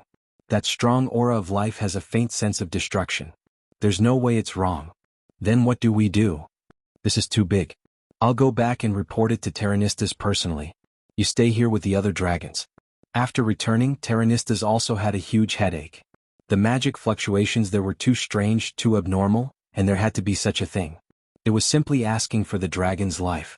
Left with no choice, Terranistas found the second-in-command of the various dragons and explained the situation. He said to the Blue Dragon Queen, Sindagosa, and the second-in-command of the Bronze Dragon, Anachronos. Now that the five majesties are at the most critical juncture, as jointly appointed by the five majesties as the acting chief of the Dragon Slumber Temple, I give you an order. Ignore Her Majesty Alexstrasza's dragon seal scroll in the cave, and lead the special forces into the deepest part of that strange cave to find out what's going on. I'll bear any responsibility. There was nothing wrong with this order, and the Pentashade dragons were indeed uneasy and worried, so Sindagosa and Anachronos accepted the order. They brought their personal guards as well as the elites selected from the Pentashade dragons. In total, there were 11 ancient dragons, 100 adult dragons, and nearly 1,000 dragon men and half-dragonmen. They ignored the Dragon King's dragon seal scrolls one after another and charged into the belly of the mountain in one go, only to be hit. This is His Majesty Isarus. Snore. Yes, Sindagosa, Anachronos, and the other dragons were all F***king asleep. Their necks intertwined and their claws tangled. If it was a human, this might be a very dirty scene. For the dragon race, this was just the inevitable result of Isarus' personally made magic tools. Deep in the cave, Queen Sylvie was a little nervous. Duque, are you done? Don't rush me. It's about time. No? The main reason was that the three great dragon kings had given us were almost all used up. If they don't give up and continue to charge down, I'll make my move. Don't blame me for changing history then. Calm down, I still have illusions. Duque replied to Queen Sylvanas. Before he came, Duque asked the three dragon kings for the keepsakes and explained their uses. The three veteran dragon kings were very cooperative. Thinking about the fact that their old subordinates might be killed prematurely when they returned to the ancient times, they handed over non-lethal items. In fact, Sindagosa and the other dragons were a little apprehensive when faced with such a move from their leader. If Duque were to make a move, the immediate effect would be good, but the problem was that once the dragons woke up, they would think that this was a shameless trap set up by outsiders using the three dragon kings as a cover. If they had no scruples, they would suddenly advance. Duque could not guarantee that Maligo's wife would not die prematurely. There was a huge difference between Nesario killing the Blue Dragon King's wife and Duque killing his wife. Fortunately, this was Duque's plan and game. Just as the suspicious dragons who had been tricked by their Dragon King 10,000 years later, carefully crept into the belly of the mountain, they found that the mountain was long gone. Just as Duque and the other two were secretly stirring up trouble in the ancient war, a muffled thunderous sound alarmed all the intelligent creatures on the south coast of Northrend. At the Moyaki port on the southern coast of the Dragonbone Wilderness was the settlement of the Kerouark walruses who had lived there for generations. The walruses walking upright were alarmed by the sound. They were originally holding a grand fishing competition, a special event to dispel the terrifying atmosphere of the cataclysm. This fishing competition even attracted the soldiers of the Scarlet Cross. As a measure of the Alliance's control of Northrend, an entire mechanized infantry division of the Scarlet Cross was ordered to be stationed in the southeast of the Dragonbone Wilderness. The Alliance was even allowed by the Dragon Slumber Shrine and the Green Dragon King Isra to build a military base called the New Hearth Valley next to the Emerald Dragon Sacred Land. But at this moment, be it the walruses or the human soldiers, they all looked up at the southern sky. At first, they only saw thick, cotton-like clouds on the farthest end of their field of vision, on the island called the Ancient Beach. Suddenly, a terrifying roar came from the frozen sea, causing everyone's body to involuntarily tense up. Look, the color of the sea has changed. After someone exclaimed, everyone realized that the shallow sea that was originally lighter in color seemed to be shrouded by a huge shadow. Not good. Retreat. Retreat. Everyone retreat from the coast. It must be Nesario. There were already some more eye-catching Alliance soldiers shouting, calling for their subordinates and walruses to retreat. But the next moment, a deafening roar burst out from the bottom of the sea. It sounded like an extremely low and muffled groan, but it was definitely not a simple sound. It was the soul roar of the strongest ancient beast. The sea around the ancient beach suddenly erupted. It was a huge water column with a diameter of more than 10 kilometers. It gushed up from the deepest part of the sea, easily tearing the atmosphere apart. The Alliance soldiers were all thrown to the ground by the shock wave brought by the huge wave. The soldiers turned over or rolled around in a sorry state, forcing themselves to look south. Unfortunately, this time they saw a hellish scene. The ancient beach that almost occupied the entire field of vision had disappeared, replaced by a huge whirlpool that made everyone's scalp tingle. It was as if the big whirlpool between the eternal existence and the endless sea had moved here. Everyone knew that was not the case. If there were geographers here, they would tell everyone that this was a tsunami and whirlpool brought about by the sudden movement of the seabed plates. Unfortunately, there were no geographers here. Everyone's eyes were attracted by the huge rocks that were ejected from the huge whirlpool. The huge rocks smashed towards the southern shore of the Dragon Bone Waste like raindrops. Of course, those were not rocks at all, nor were they the deadly hellfire rain released by the Eridar warlocks. They were earth elemental giants that emitted a strange elemental glow. Chapter 1882. A large number of earth elemental life forms have been discovered. The enemy has airdropped earth elemental life forms in a cannon-like manner. 2,000, 3,000, 5,000. Unable to count, the rough estimate is over 10,000. The Wormrest Temple has sent a request for help. As the two largest bases in Northrend controlled by the Alliance, Utgard Castle and the Fearless Fort each had different functions. The Fearless Fort, located on the edge of the North Wind Tundra in the southwest of Northrend, was an offshore fort very close to the shore and also a deep-water port close to the sea. Because of the open coastline, it was the Alliance's largest import and export trading port in the north. By encircling the sea and building a breakwater, it became the location of the Alliance's North Sea Fleet. A surface fleet consisting of 181 destroyers, 40 cruisers and 12 battleships, in addition to the 44 flying battleships arranged on the northern coast of the Fearless Fort, formed a powerful mixed fleet. As for Utgard Castle, located in the center of the Howling Fjord in the southeast of Northrend, it was transformed into an air base that could be connected through the Dagger Sheath Bay and was surrounded by mountains. Usually there was only a medium-sized flying battleship stationed here, and the number of ships never exceeded 100. But ever since the Alliance occupied Northrend, this place was built to accommodate 2 standard flying battleships of the Alliance. At the time of the Throne Conference, the Alliance leaders didn't understand. From a common-sense point of view, Northrend no longer had any so-called enemies. The world's 2 most powerful guardians, the Wormrest Temple and Otter, were here. The only enemy that could be considered the Scourge had been erased, and even the current Lich King was on their side. Even if Duque only requested that the several air bases built around Utgard Castle only have berths and not too many supporting facilities, this still made the Alliance leaders puzzled. After all, leveling the land, paving roads, reserving fuel cabins, setting up security areas, sentry towers, and other things would still cost money and manpower. Naturally, Dumuk had his own halo before becoming a demigod, and he had repeatedly proven his foresight, making his name as the Peeper of Fate even more resounding, so no one really opposed it. In any case, even the cost of building the base was paid by the Marcus family, which would be deducted from the Alliance's membership fees. Duque said that if the base couldn't be used, then this debt wouldn't need to be paid by the Alliance. But everyone knew that a certain due would never make a loss. With the arrival of the new Great Maelstrom, Utgard Castle and the Fearless Fortress became the front lines of the battlefield. In the Fearless Fortress, all kinds of alarms were ringing, and the latest magic surveillance mirror kept outlining the enemy's silhouette. More than 1,000 earth elemental creatures have been discovered at the bottom of the sea, the monitor shouted. Don't worry, that's the job of Vasht's underwater troops. Muradin Bronzebeard was very calm.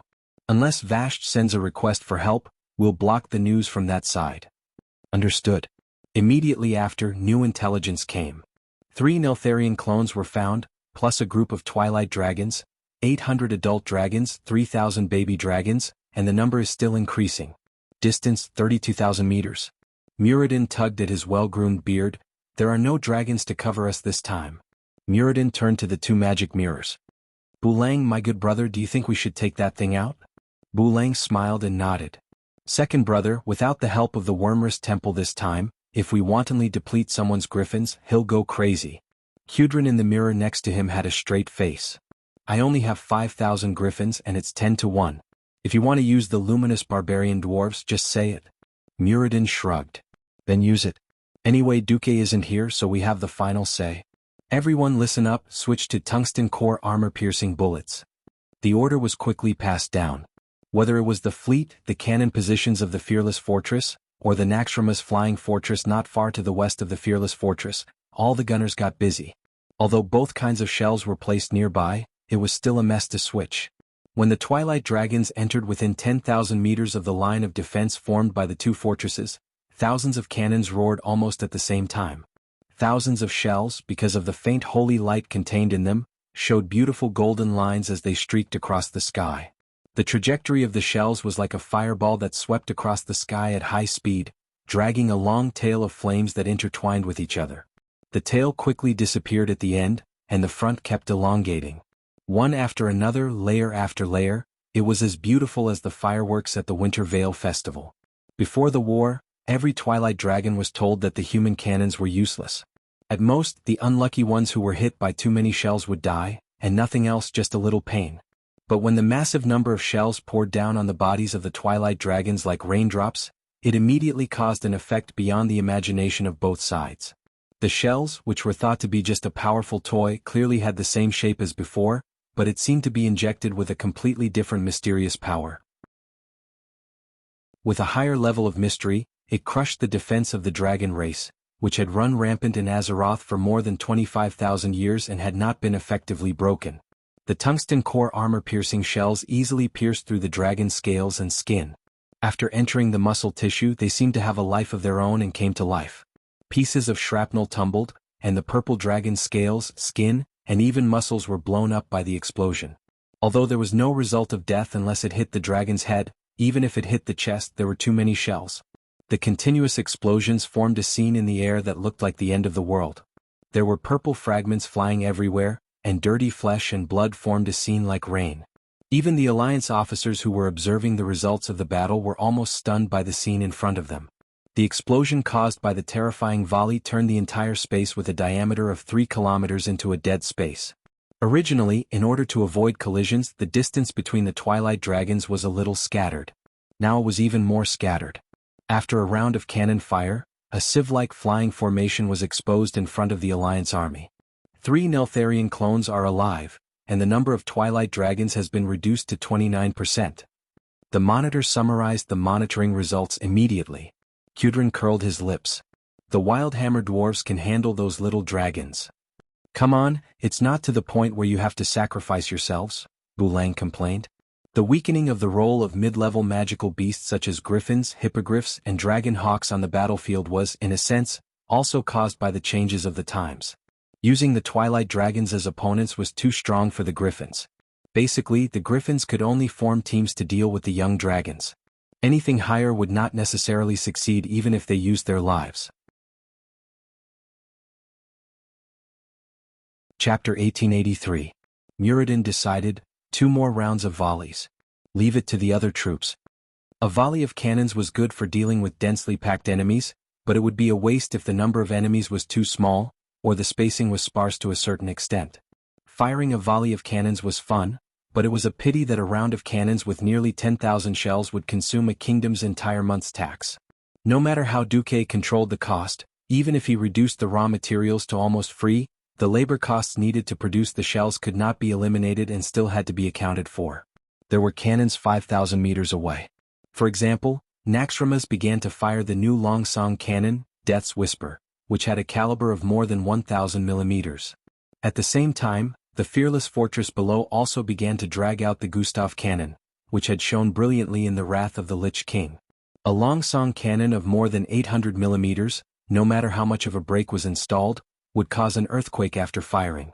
However, it was undeniable that the shells fired by this powerful Longsong cannon were the greatest nemesis of Neltharion's avatars, which had a strong vitality. No matter how Neltharion's avatars healed their injuries, in the face of absolute destructive power, as long as they were hit, they could only type GG amidst laughter. Of course, if they could hit, the avatars were generally more than 100 meters long, but 20 kilometers away they could not be seen even with binoculars.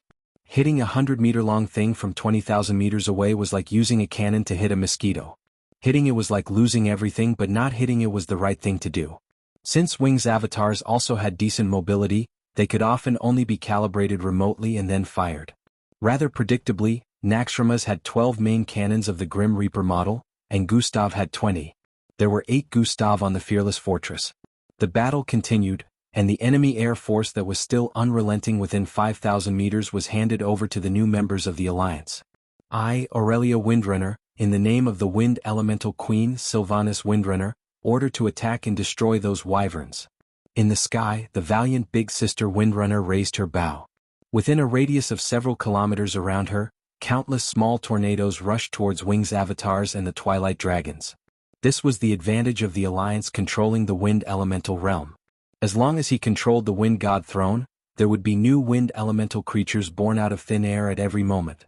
Wind Elemental creatures, or simply called Air Elementals, didn't possess a particularly high level of intelligence.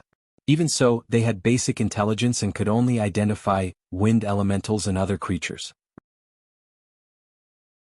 As long as they were given a restricted fighting area, they would be great helpers on the battlefield.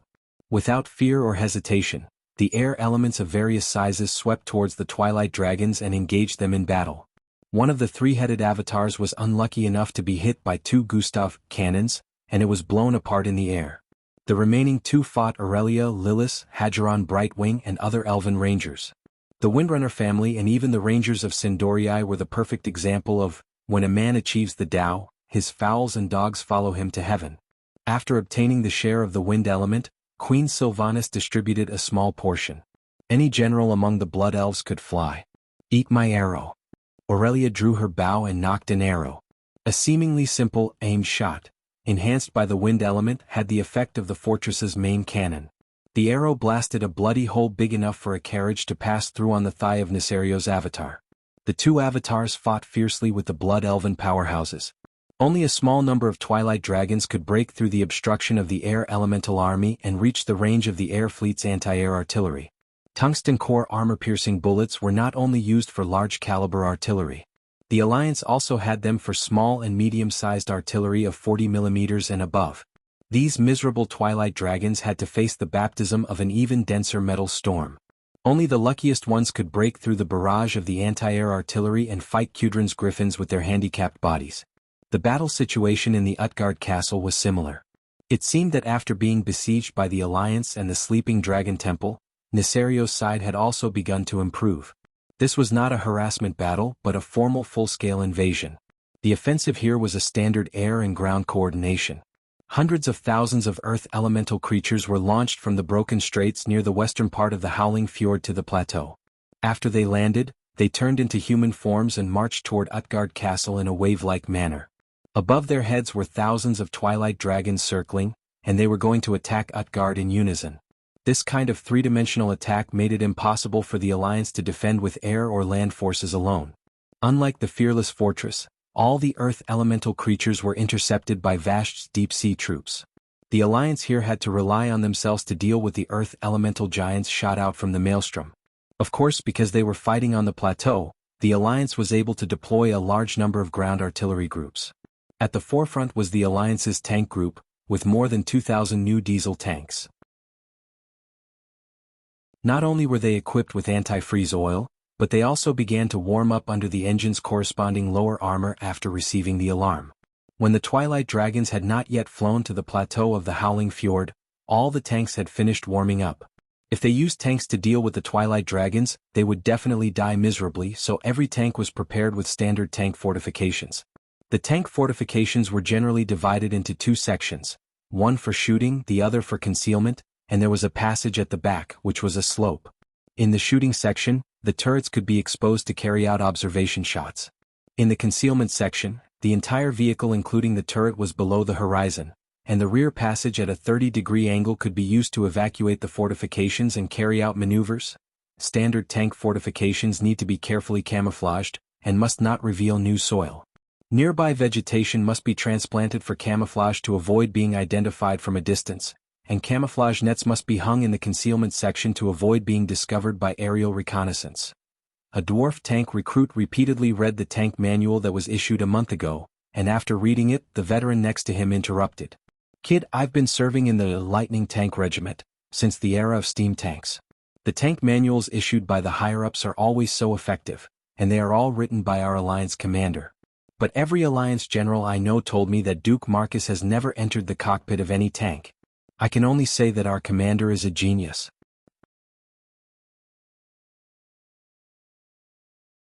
Chapter 1884. Ugh. The recruit scratched his head. Remember the contents of the manual, it can save your life. It can also give you a few more medals on your chest. A few more stacks of bounty money in your pocket. The veteran smiled to relieve the pressure on the recruit.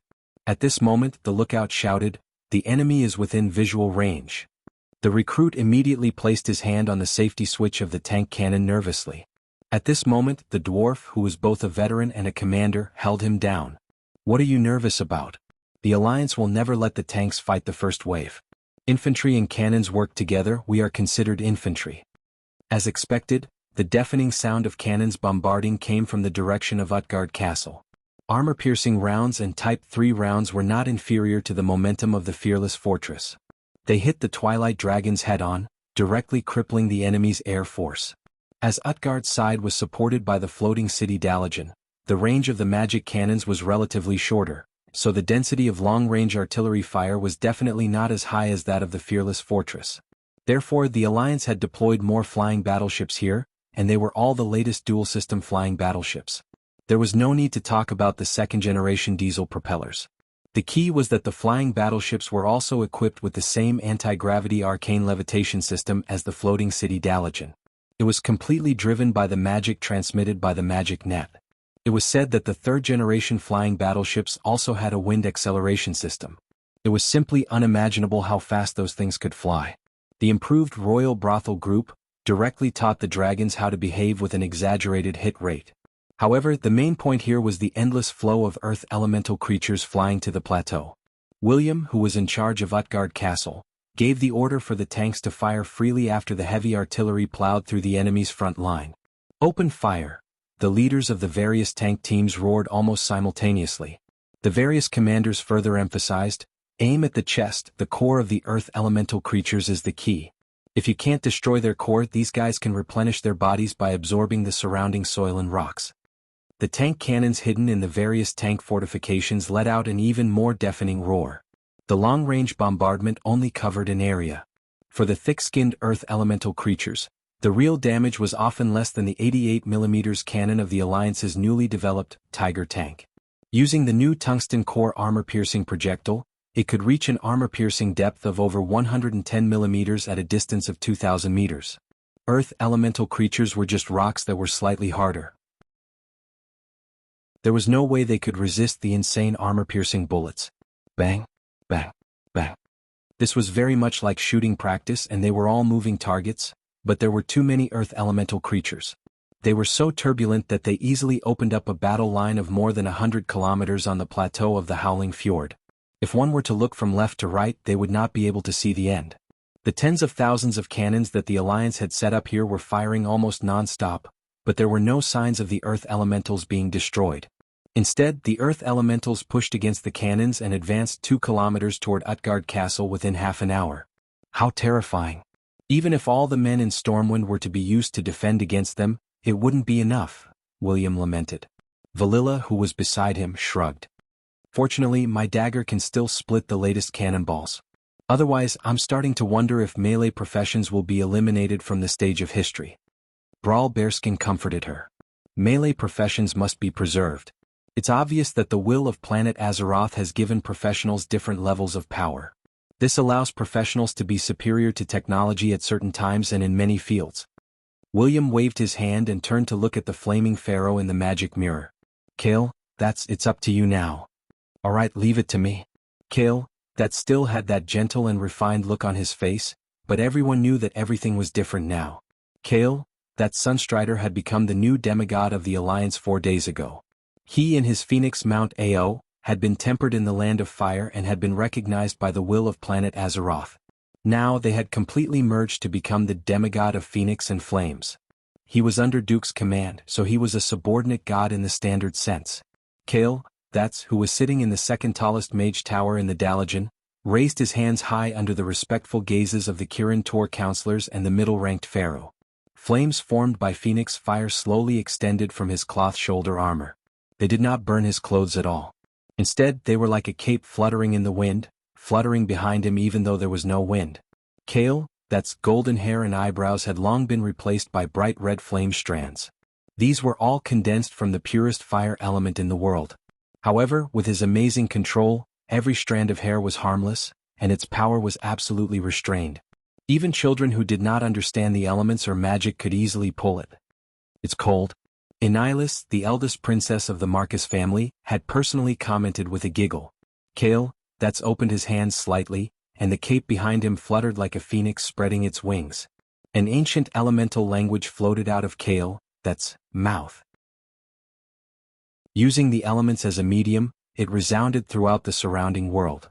I, Kale, that's Sunstrider, as the representative of the Supreme King of Flames, Duke Marcus, order all fire elementals to attack every earth elemental in your field of vision. The war between the four major elements was known as the Eternal War. Perhaps there was a brief alliance, but most of the time once they met they would attack each other without saying a word.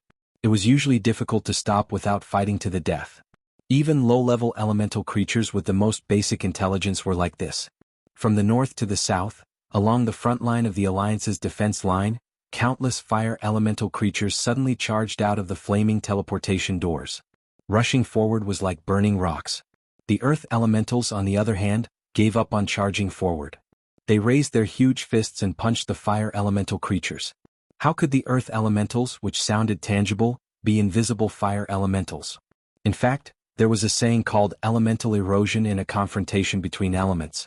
When there was too much earth elemental in the body of a fire elemental creature, it would be like a puddle of clear water filled with too much mud, turning into a lump of mud. The fire elemental here would turn into a clay figurine and then completely shatter. This was considered dead. If there was too much fire elemental, the earth elemental creature would also be bathed in flames, and then it would also shatter and collapse. The war between elements didn't seem bloody, but in the eyes of mages, this was the cruelest war of annihilation. Chapter 1885. The fire elementals are on our side, right? They're all mixed up, how do we fight them? The tank gunners were dumbfounded. The messenger above spat a mouthful of saliva at them. Don't joke around. Don't use holy light cannons, use pure tungsten core armor-piercing bullets. We create explosions to help our own people, our own fire elemental warriors. The bombardment resumed, and the battlefront on Utgard's side stabilized. In the face of the ferocious Neltharion clones, the demigod Kaisi made a move for the first time. He was clearly showing off his love with Caponia recently, but he acted like a lifelong member of the FFF group and directly burned them to teach those wings of light a lesson. The battle with the clones was a little lackluster. The clones had good attack, defense, and regeneration abilities, but they lacked decisive ultimate moves or special skills. At most, they could cause trouble for the Alliance and bully the Alliance subbases that did not have demigod-level combat power. Against Kaisi, defeat was only a matter of time. In fact, even Neltharion himself did not expect those clones to be able to kill the powerhouses of the Alliance. After fighting for so long, the old Wings of Light also knew that the powerhouses of the Alliance were not only very resilient, but also liked to stick together. That exaggerated teleportation link made it impossible for him to create a diversion.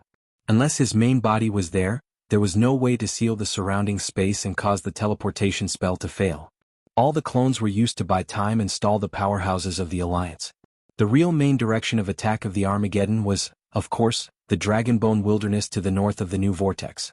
In the face of hundreds of thousands of earth elementals and over 10,000 adult twilight dragons, the Dragon Sleep Temple put on a huge lineup that was rarely seen so far. In the void battlefield above the planet's atmosphere, only the minimum number of scouts and Void Fortress defense troops were left. Those dragons with rich combat experience were all called back. It was rare in history for so many dragons to gather together like today. The last time there was such a scene was back in the ancient war 10,000 years ago, when the five-colored dragons gathered and angrily attacked the Burning Legion. Now even they themselves were shocked by the magnificent scene of the dragons flying into the air and gathering together. The red dragons, yellow dragons, and green dragons lined up in order, the blue dragons with a smaller number rushed into the sky, and the shabbiest group of adult black dragons were at the back of the formation. In any case, the 5 dragon tribes that were once divided were now united as one. It wasn't just the standard chromatic dragons. Even the lesser dragons joined the Sleeping Dragon Coalition under Alexstras's call. They included the archosaurs that lived in the ice and snow of Northrend, the dinosaurs of the Ungoro crater, and so on. Some dragons spread their wings wide enough to blot out the sky, while some dragons were as small as mosquitoes. Regardless of whether they were old dragons that had experienced the vicissitudes of life or young dragons that had just learned how to fly, they all joined the team. This was an order from the dragon aspects. However, the dragon that took to the air first did not immediately pounce on the invading enemy. Instead, it circled above the mountains and used the air currents to wait for its brothers to arrive. These dragons filled the sky, forming layers of ranks from high to low. They circled in a regular route to avoid colliding with each other. On the ground, large batches of draconians and half-draconians were pouring out of the dragon slumber shrine's gates one after another. They formed a neat square formation and formed the core of the defensive line on the ground. On the other hand, the terrestrial dinosaurs that could not fly consciously circled around and gathered on both sides, tentatively forming a formation. Faced with this scene, anyone who witnessed this scene would think that they had seen the end of the world. Perhaps it really was the end of the world. The members of the dragon race knew that the great traitor Nesario had done all kinds of evil. This deadly poisonous thorn was stuck in the throats of every dragon, and no one would be indifferent to that kind of stinging pain. The dragon's blood was boiling, and their thunderous roars resounded through the sky. Everyone was waiting for the upcoming battle. The enemy's boss, Nesario, had not yet appeared, so naturally, there would not be a dragon king on the sleeping dragon coalition's side. At this stage, the four-colored dragon race's second-in-command, led by Krasis, was holding down the fort. Krasis did not know that he had escaped death because of Du's interference. He was shuttling back and forth between the various phalanxes with Kalego's fiancée, Matagosa, and the other second-in-command, coordinating the various dragon race armies. Krasis was a little ashamed. The dragon slumber shrine had long been accustomed to magical communication, but the other more primitive dragon race still remained at the level of shouting orders. Fortunately, the command of the opposing earth elemental creatures was even worse. Otherwise, there was no telling what would have happened. Compared to the chaotic dragon coalition, the human fleet hovering in the sky further north was much quieter and orderly. This fleet, 10,000 meters away, would provide the long-range support that the dragon race lacked the most. Krasis was worried, so he used magic to confirm it. His spirit connected to the magic network. "Your Majesty Proudmoore, can you hear me?" "Very clear, Krasis." Jaina sat helplessly on a throne that was obviously arranged in the bridge. "That's right." The Alliance was really lacking fleet commanders. It should be said that there was a shortage of commander-level talents with more than 100,000 people. Originally, Jaina was a standard mage girl, but she had to be pulled in. She was now sitting on the flagship of the Alliance's new, Iron Cross fleet, Bismarck. Jaina did not know what the hell Bismarck was. The name was set by Dumoke and she could not change it. In other aspects, Duque was very tolerant, but when it came to the naming of the ship, he definitely had the final say. This steel beast hovering in the sky not only had the traditional cannons of the Alliance, but it also had a very exaggerated thing that needed a Breaking Dawn Archmage to control. Jaina sighed. "What about the Dragon King?" "Still arguing, but there will be a result soon." At the highest level of the Dragon Slumber Shrine, the 5 Dragon Kings were still arguing. Damn. Is Duque not back yet? Alexstrasza was indeed a little anxious. Her red eyes stared at Nosdormo. The Space Dragon King was still expressionless. "I will know when he completes the mission. Just don't get lost in the river of time like last time. I heard that he came back for a few years. The Dragon Slumber Shrine can't wait for a few years." The Red Dragon Queen had the urge to flip the table. "Sister, calm down. It is our Emerald Dragon Holy Land that is under attack now." Isra still looked calm and composed.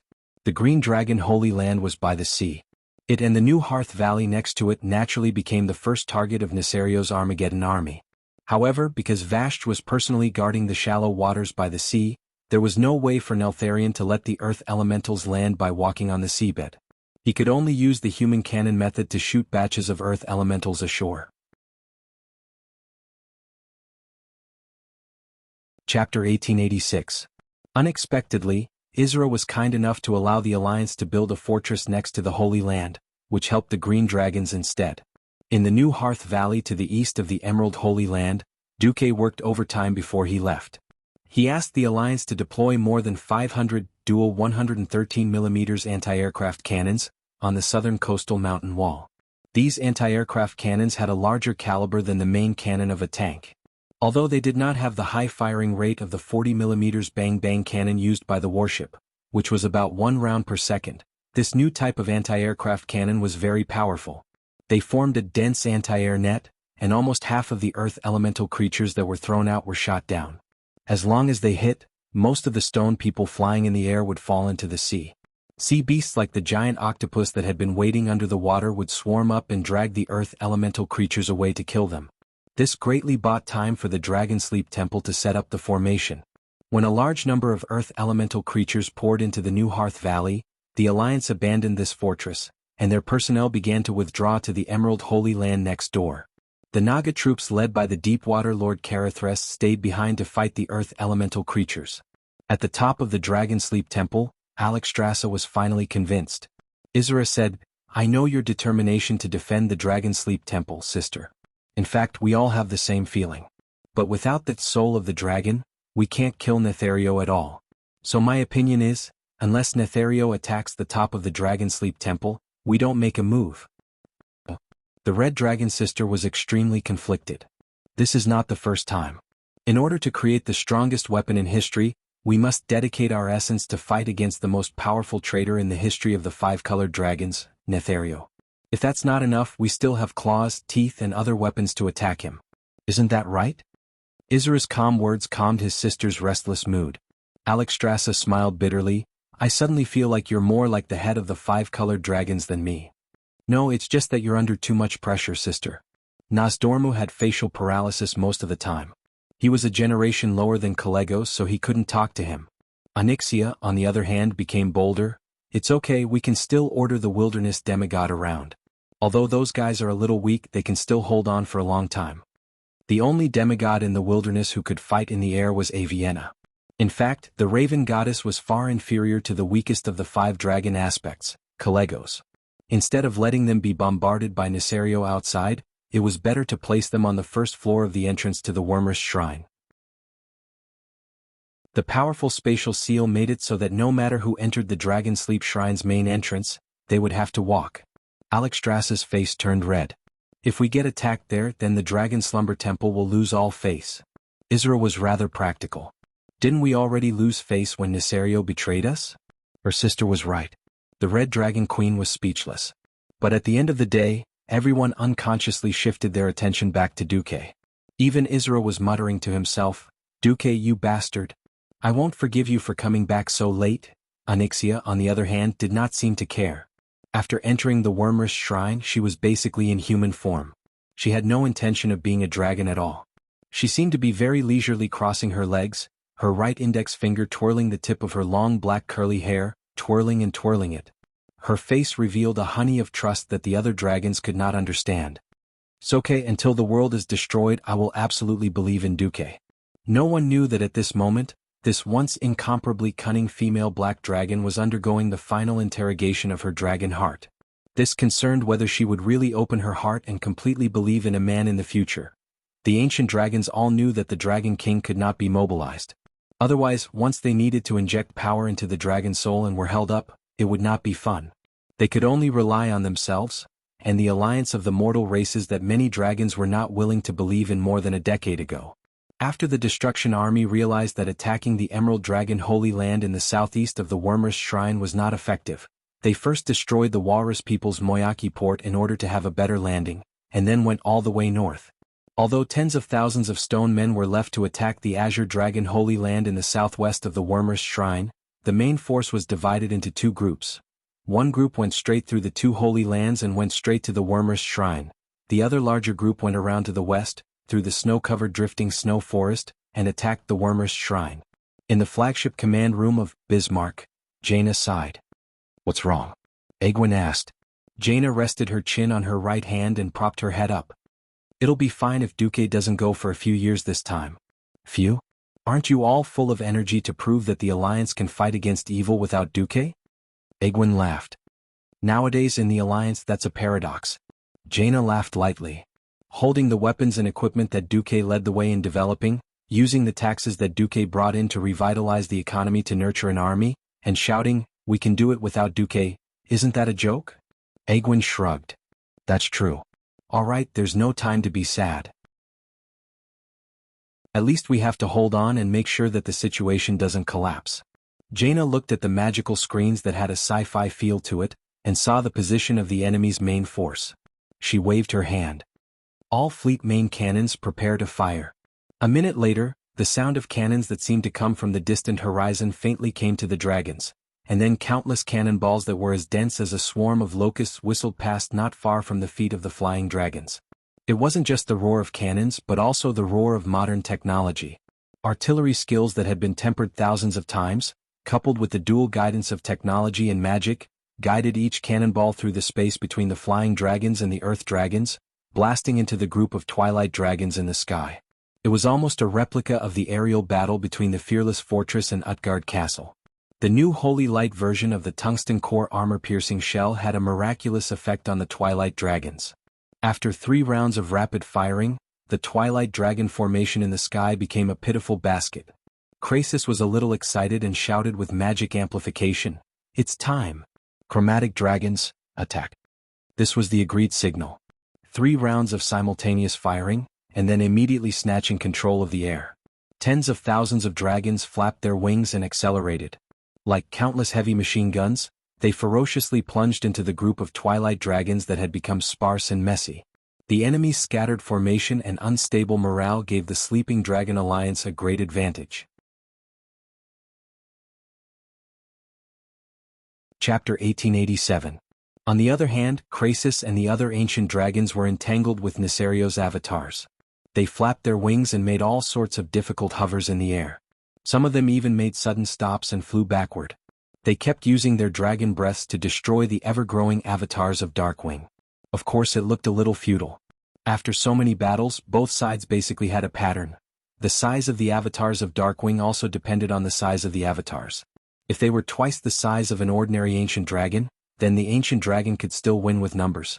3 to 5 times the size of the avatars could be dealt with by a single guardian, aspect dragon, or demigod of the Alliance or the Sleeping Dragon Alliance.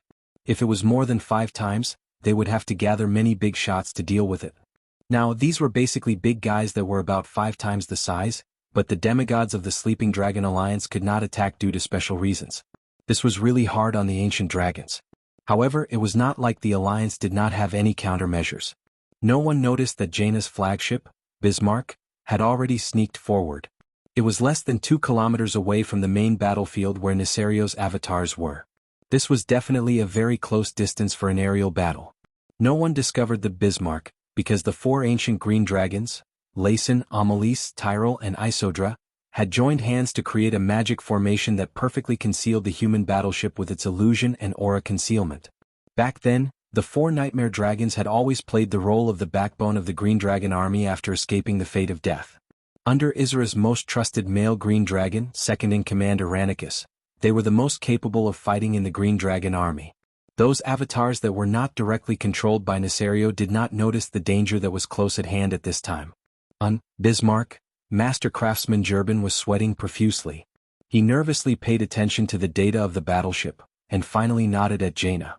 Jaina pressed a red button on the flagship beside the captain's seat. The moment she pressed it, the entire battleship began to change shape. As a test ship, Bismarck was a rare flying battleship that was purely powered by magic power. After abandoning the high-powered propellers pulled by diesel engines, it used an anti-gravity magic engine similar to the Dalagens. Being completely connected to the weave also meant that without it, the entire ship would be like a stranded whale, unable to move at all. On the other hand, as long as it was within the range of the weave, with the support of Pharaoh who had extremely high authority, the Bismarck would be the representative of the weave. The upper and lower layers of the ship have separated. The connection to the weave is working. Confirmation of highest authority in the weave. Magic circuit warm-up test. Test normal. In the command deck, a group of female communication soldiers and Radiant Moon mages were busy. As one of the greatest experiments in combining technology and magic, Bismarck was displaying its extraordinary side to the world. The largest hull, which was 241.55 meters long and 36 meters wide, was neatly opened near the waterline of a ship. The opening was so flat that one could tell that it wasn't a crack, but that it had the structure to open itself. It looked like the main body of the ship was slowly separating from the bottom of the ship. There were still some metal pumps and hooks connecting the upper and lower parts of the ship, looking a little like the fangs of a dragon. However, the huge cannon that was exposed in the air and sandwiched between the two sections of the ship made the four ancient dragons who were on the verge of becoming the nightmare dragons feel their hearts palpitate. This huge cannon that was more than 200 meters long and 10 meters in diameter almost pierced through the entire hull. It was obviously something that had nothing to do with science. Anyone with the slightest bit of elemental sensing would be able to sense that the weave had opened up 12 huge ports in the void around it. The mana that these ports could send through every second was equivalent to the mana of an adult blue dragon. As Duque's woman, Jaina had the highest status among the secondary controllers of the weave. She could use as much mana as she wanted, but it didn't exceed the upper limit of her control. If not for the four ancient green dragons acting as a cover, just the mana fluctuations from the weave would be enough to make the army of destruction jump in anger. A huge amount of mana was quickly injected into the huge cannon in the belly of the Bismarck, charging it. The frost element from the water elemental realm quickly lit up the mysterious Titan runes on the cannon's body. As if it was a lighting ceremony at night, the runes on the cannon lit up from the stern all the way to the muzzle at the bow. In the command room, Gerben was sweating profusely as he stared at the data interface of the various main cannons. The pressure on the metal walls of Area K3 is too high. If we go any further, it'll explode. Got it? Jaina's face was expressionless as beads of sweat appeared on her forehead. The welding process for Area B7 is not up to standard. Damn it. I'm going to kill the brat in charge of that area. Gerben continued to shout. Got it? Jaina was furious. Controlling such a powerful new magic cannon was definitely not as easy as others thought. Magic cannons were nothing new. The Dalajan had always had them. Just like how traditional cannons were divided into calibers and ammunition, magic cannons were also divided into different grades. The Dalajan's old magic cannons were powered by stored mana. It was just like how Duque had stored his spare mana in magic crystals a long time ago and used it to save the day when necessary. This method was relatively more stable and safe. However, in order to not be like how the Dalajan and Kel'Thuzad's Naxxramas bombarded each other, the Dalajan magic cannons had no choice but to reduce the power of the magic cannons. The modified magic cannons on the Bismarck were even more daring. The body of the cannon was only a medium to temporarily store mana. A large amount of elemental filtration and stabilization work was left to the weave. This was only an experimental stage. In reality, Khadgar, the manager of the weave, and Jaina, the person with the highest authority in the outside world of the weave, were working together to launch the magic cannons. If the experiment was successful, the Alliance would be able to equip magic cannons on a large scale in the future. After all, cannons that used TNT were considered kinetic weapons. Compared to energy weapons like magic cannons, both had their own advantages. Walking on two legs was much better than relying on just one move. 80% charged, but the cannon can't hold on much longer. Gerben shouted again. All right. Sigh of the Aurora Goddess, fire. Jaina finally punched the red firing button. The huge cylindrical cannon trembled. The next moment, the unique white light of the frost element poured out from the round obsidian cannon's muzzle. This new type of ore collected from Uldum displayed excellent resistance to the cold. In an instant, it was as if the goddess of winter had descended. Chapter 1888. The white iciness conquered the distance of 2,000 meters in one breath and shot towards the target. The two Neltharion clones that were lured into the muzzle were hit directly. The fangs of the white icy cold energy directly bit through the dragon skin of the Deathwing clone. The dragon-like limbs that were still shaking and bearing their fangs a moment ago became stiff and motionless. The cold of absolute zero penetrated every cell in the body of the Deathwing clone in 0.01 seconds, and what was even more terrifying was the elemental erosion that followed. If anyone could slice the body tissue of the Deathwing clone and put it under a microscope, they would clearly see that the originally violent, rapidly proliferating and dividing cells had suddenly become as slow as an old woman. The water in the cells all turned into icicles, piercing the cell wall of every cell like a hedgehog. The same thing was happening to every single cell in his body. The huge dragon body that was noisy and full of disgusting shaking a second ago became deathly still under the sweep of the cold current. Without a sound, the gigantic dragon clone turned into a large ice sculpture, which made the dragon feel very unhappy. The ice sculpture that lost its support fell from a height of 1,000 meters to the ground. Crack. The two Deathwing clones were directly shattered. Oh. The shocking scene in the magic mirror directly made the Alliance soldiers who witnessed this scene reach a climax. They clenched their fists, raised their arms and shouted loudly. Confirmed that targets 1 and 3 have been completely destroyed. The voice of the monitor girl spread throughout the bridge of the Bismarck. Phew. Jaina and Jurban's tense hearts finally relaxed. At this point, killing a Deathwing clone was not something to be proud of. What was worth being proud of was the fact that with the combination of magic and technology, he had killed a demigod-level monster at the Breaking Dawn level. Killing enemies of a higher level was something that could only be encountered by chance since ancient times.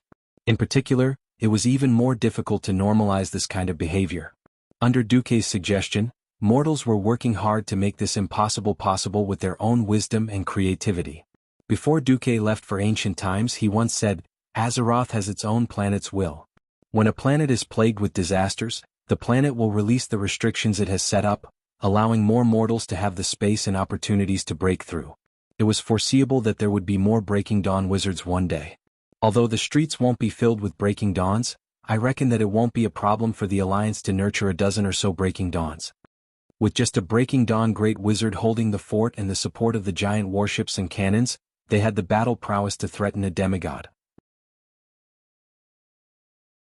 What a magnificent feat of leaps and bounds.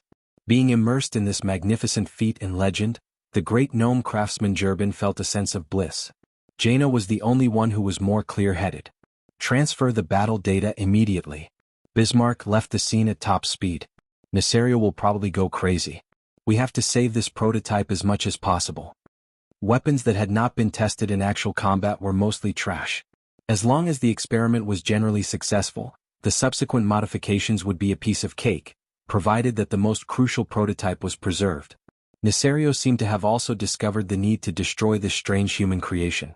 More clones began to emerge from the southern vortex of Dragonbone Wasteland. At that moment, no one noticed that the Alliance's plan was still going on. What is the most important thing in modern warfare? Air supremacy. Neither the Sleeping Dragon Coalition Army nor the Armageddon Army realized why the Alliance was so eager to eliminate the Twilight Dragons in the air. Although the Twilight Dragons could be mass-produced like instant noodles, the number of Twilight Dragons that could be dispatched per unit of time was limited. This depended on the number of Twilight Dragons that could serve as commanders, as well as the upper limit of Nesario's willpower. Even the Sleeping Dragon Temple itself did not notice that Duque had thrown out a set of calculations before leaving. If the base number of adult Twilight Dragons was set to 1, then the combat power of a Twilight Dragon was equivalent to that of an ancient dragon. Together with the adult dragons that he could control, there were basically 300. Then, the maximum number that Nesario could command fluctuated between 12,000 and 20,000. This depended on the distance between his main body and the group of Twilight Dragons, as well as the complexity of the situation. This meant that Nesario could only command about 10,000 adult dragons to fight at most. Any more and the undisciplined Twilight Dragons would let loose and act recklessly. There were 3 major battles going on at the same time. Once the Twilight Dragons in the sky above the main battlefield were cleared, a new batch of Twilight Dragons would replace them, and there would be a vacuum above the battlefield for about 5 minutes. At an altitude of 4,000 meters, a giant transport ship of the Alliance began to drop magic nuclear bombs. In fact, this thing had nothing to do with nuclear energy. At this stage, the Alliance was far from being a nuclear, in terms of power supply or science and technology. This could not stop Duque's yearning for big bombs. Since Nesario also knew that he could not destroy the Sleeping Dragon Temple with just the Twilight Dragons, and instead bet on the Earth Elementals from the Deep Rock continent, he just had to blow up the Earth Elementals. Little Fatty number 2 fell with a loud bang. Not a single Twilight Dragon, not even Nesario himself, who was hiding in the dark, realized how terrifying this magic bomb was. The last time the Alliance sent out such a big bomb, it was during the Wrath of the Lich King when the tribe rebelled. Winterspring was a cold and remote place, and there were no Twilight believers. When the iconic mushroom cloud rose, Nesario was dumbfounded. On the land covered in ice and snow, colorful flames were dancing on the ground and in the air. A few seconds later, the terrifying shock wave set off by the mixture of elements and explosives swept over. Shaking, explosions, ear-piercing noises, everything became a symbol of the tragic loss of the Earth Elemental Army. In the open space where the Earth Elemental creatures gathered, Little Fatty number 2 exploded in the middle of the giant Earth Elemental elite group that had gathered there. The core area was directly turned into a huge crater with a diameter of 500 meters. Naturally, the earth elementals in that place did not even have their bones left. With a series of loud bangs, rubble flew in the army of stone people, and the stones that were blown away fell on the heads and bodies of their companions like hailstones. There were no continuous screams. The earth elemental creatures landed on the beach in silence and died silently. This was just the beginning, not the end. More and more little fatty bombs were thrown down, and the ground rose into the sky, dazzling the dragons. Finally, the real Nesario roared and rose into the air from the huge sea vortex. His voice echoed over and over again in the entire Dragonbone waste. My brothers and sisters, it's time to settle the score.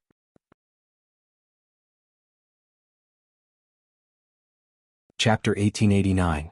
Never reason with a madman, or he will pull you into the world of deep-well ice and kill you instantly with his better skills. It was clear that he was the first to be driven mad by the whispers of the ancient gods and betrayed the dragon slumber shrine. However, in his long-winded description, it became that after the battle at the Dark Portal, the four dragon aspects had cooperated with the despicable and shameless Duke Marcus and joined forces with the rebellious Wuxia to murder him in order to seize his throne. Now he was the one who set off the flames of revenge. Alexstrasza, who was watching this scene from the top of the Wormrest shrine, gritted her teeth so hard that they almost broke. Nonsense.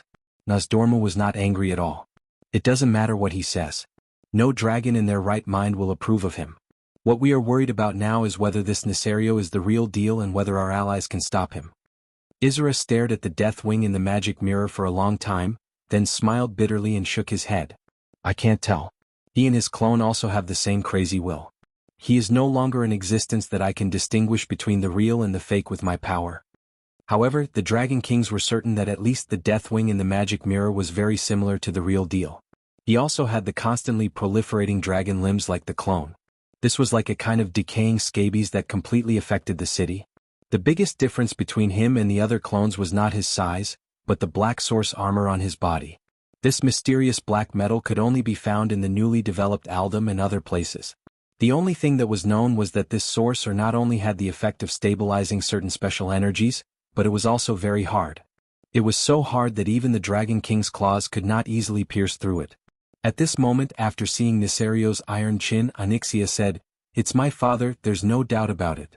Alexstrasza's eyes lit up. "You feel the blood connection?" "No," Duque mentioned the term iron chin. "I didn't know before, but I know now. It's him."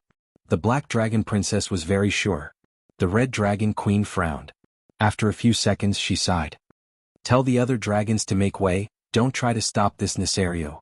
Let him charge into the first floor of the Dragonsleep Shrine." They were betting on the god of the wilderness and the guardians. With just one command, Deathwing had gone on a killing spree. It was unknown what instructions Enzoth had given him, but Nesario seemed to want to vent the bitterness of being suppressed for the past few days, or as if he had begun to let loose after Duque was not around. After he appeared, he did not go straight to the dragon's slumber shrine, but instead started a massacre in the sky. It was even swifter than a comet that flew across the sky and even more blazing than the sun that shone on the earth. Just the flapping of its gigantic wings in the air and the huge waves of flames that it created were enough to burn an ordinary adult pentashade giant dragon's body with lust and make it fall to the ground while screaming in pain. Not only the chromatic dragons but all the dragon-type creatures in the air, including the Twilight Dragon, were burned to ashes. Ah! Ah! The entire sky of the Dragonbone wilderness reverberated with Neltharion's wanton laughter. My brother. My sisters. For the forgotten hatred. For an even greater world I, Deathwing, have come. What about you? Do you, the Guardians, have to hide in the shell of the Dragon's slumber shrine like a tortoise? The Dragon's slumber shrine's response was only silence. In the sky, as long as the dragons could fly away, even the dinosaurs and other vassals of the dragons on the ground ran away. They were only responsible for fighting the Earth Elemental Army and nothing else. Ah! Do you think you can hide from me just by hiding? And Duke Marcus, do you think your little tricks will work again this time, and you can trick me with a despicable trap?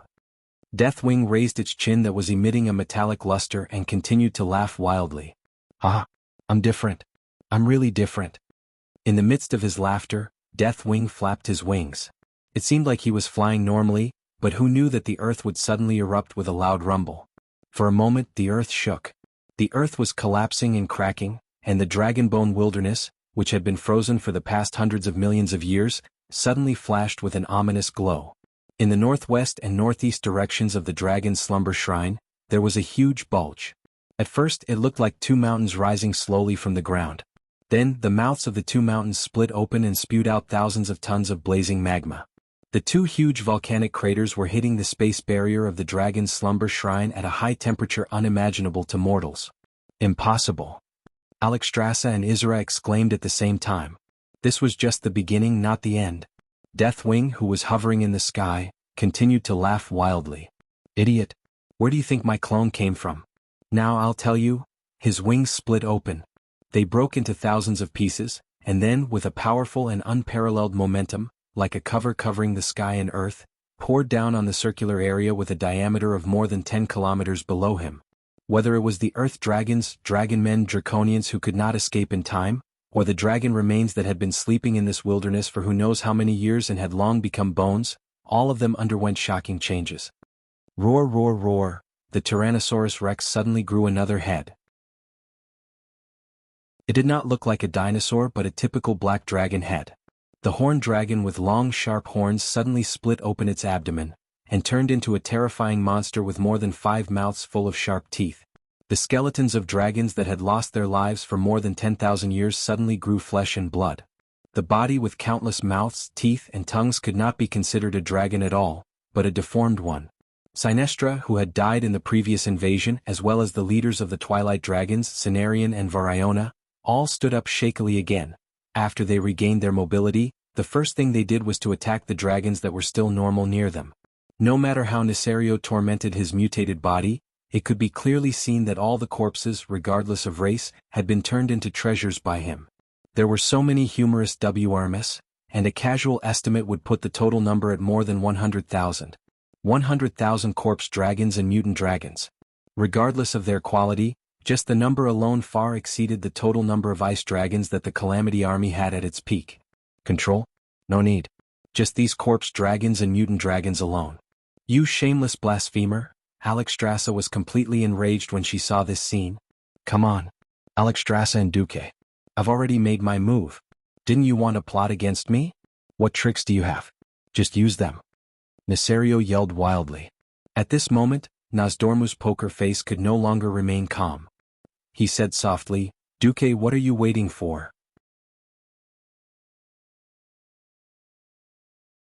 Chapter 1890. Was Duque back? The answer was yes. If there was anyone who could monitor Duque's time, it had to be the Lord of Time, Nosdormu. This was different from the last time. Due to special reasons, Duque had delayed for several years and missed too many events. How could Nosdormu not learn from his mistakes this time? He had been monitoring Duque's situation the whole time. As soon as Duque successfully dealt with the signal sent by the Dragon Soul, he couldn't wait to pick up Duque and the other two. However, Duque didn't show up directly. He didn't even inform any of his acquaintances, nor did he let himself reconnect to the magic net.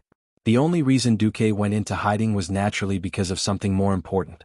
For this, he asked Nosdormu to let the three of them hide in the Cavern of Time.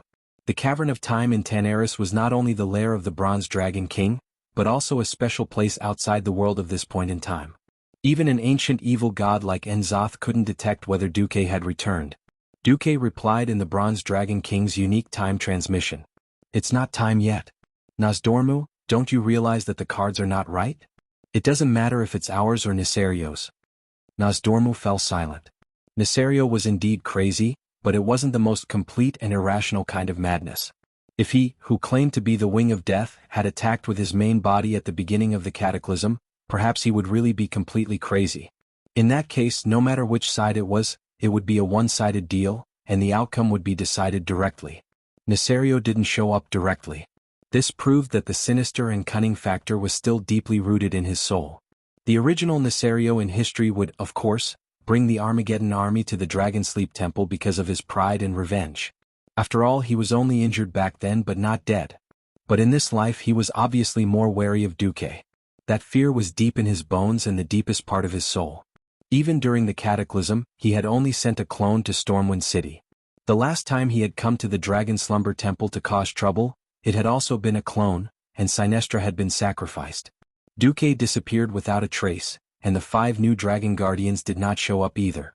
The dragon's sleeping godly palace could not possibly announce to the public that Duque had gone back to steal the dragon's soul 10,000 years ago, and that the 5 dragon kings had retreated to save their strength to cause trouble, right? Looking at it from another angle, with Sleeping Dragon's main force missing, would the cunning and careful Brother Dark Wing really dare to charge in? There must be a big question mark here. Before Nesario's main body made a move, they couldn't inject the power of the 5 dragon kings into the soul of the giant dragon. The complete version of Giant Dragon Soul was too powerful. It was so powerful that it was like the sun that suddenly appeared in the dark night. It was an existence that could not be concealed by anything or any measure. Once Nesario was scared to the point of hiding, he would send more and more clones out to cause trouble. He could barely hold on for a short period of time, but if the number of clones increased to more than 100, there would always be a lack of defense, and the world would become more and more broken under the constant ravaging of his clones. Nozdormu finally asked, "Then, are we just going to wait like this? There's no need to rush. This guy who looks like his main body is very much like his real body. Don't worry, even if Enzos isn't in a hurry, Nesario himself is quite anxious. After all, his body is suffering all the time." From Nesario's main body and clones, it could be seen that his disgusting body that was constantly proliferating and splitting dragon limbs was causing him a lot of pain. Enzos would just be the mastermind behind the scenes, and it didn't matter much to him whether Nesario died or not. Brother Dark Wing can't hold on by himself. It seemed like he was hesitating, but it also seemed like he was showing off. In fact, both subjective and objective factors were urging him. In the end, Nesario did not have much of a performance, and he still crashed into the dragon's sleeping godly palace. "Ah, my brothers and sisters. You guys don't dare to come out. Do you think that the pitiful protective measures of the dragon's sleeping godly palace can protect you and increase your chances of winning? It doesn't matter, I'll go in and drag you out. I'll tear your bodies apart and then freeze them. From today onwards, I'll eat a portion of the 5-colored dragon king's meat every day for 10,000 years. Ah." The wings of death flapped its wings, paused for a moment, and then immediately accelerated to the limit. When such a behemoth crashed into them at a speed of more than 100 kilometers per hour, the visual shock was indeed unparalleled. Clang. The shield of the dragon's sleeping godly palace made a strange sound. It was more like the hum of metal. The scene in his field of vision seemed to be collapsing, and cracks appeared on the white snow like broken glass. That was the collapse of the space protection barrier. With the next blow, Nesario charged into the dragon's sleeping godly palace. When the space protection barrier shattered, what appeared in front of Nesario was the true appearance of the first floor of the dragon's sleeping godly palace. In the eyes of mortals, the dragon's sleeping godly palace was just a slightly more majestic building. The circular body of the tower was about 200 to 300 meters in diameter. In fact, this was wrong. In order to better communicate with mortals, the 5-colored dragon guardian used the space protection measure to reduce the activity space of the dragon's sleeping godly palace, so that the dragon's sleeping godly palace would appear very small to the eyes of mortals. Just think about it, how could an important building specially provided for the gathering and protection of the dragons be small? Dragons would not casually use the ultimate transformation spell to transform into the size of humans. They preferred to move in their original forms. The diameter of the real dragon's sleeping godly palace alone was more than 5,000 meters, and its height was a full 500 meters. Under that almost endless momentum, mortals would only feel that they were too small when they looked at the huge golden pillars that would require 100 people to hold hands together. Not to mention humans, even the smaller dragon men and half-dragons were easily ignored. Of course, for Nesario, whose body was comparable to a small mountain, the activity space here was still a little small. What greeted him was an incomparably dazzling lightning. Boom! The lightning hammer that seemed to have come from a different world smashed into Nesario's extended chin. The lightning attack that was like a left hook smashed the dragon's iron chin in one go. Crack! There was a strange sound. It was the crisp sound of the lower jaw breaking. Tarim, the guardian, had been accumulating his full strength for a long time. Not only did it directly break Nesario's lower jaw, but even the aftermath of the lightning was instantly transmitted, causing Nesario, who only had half of his body in the first floor of the dragon's sleeping godly palace, to tremble in pain due to the intense electric current. Arg! Nesario let out a scream. This was only the first blow. Tarim's lightning strike was purely launched later but arrived first. The first to pounce was actually the wolf god Goldrin. Goldrin, who had used a divine spell to enlarge his body, was more than 20 meters long.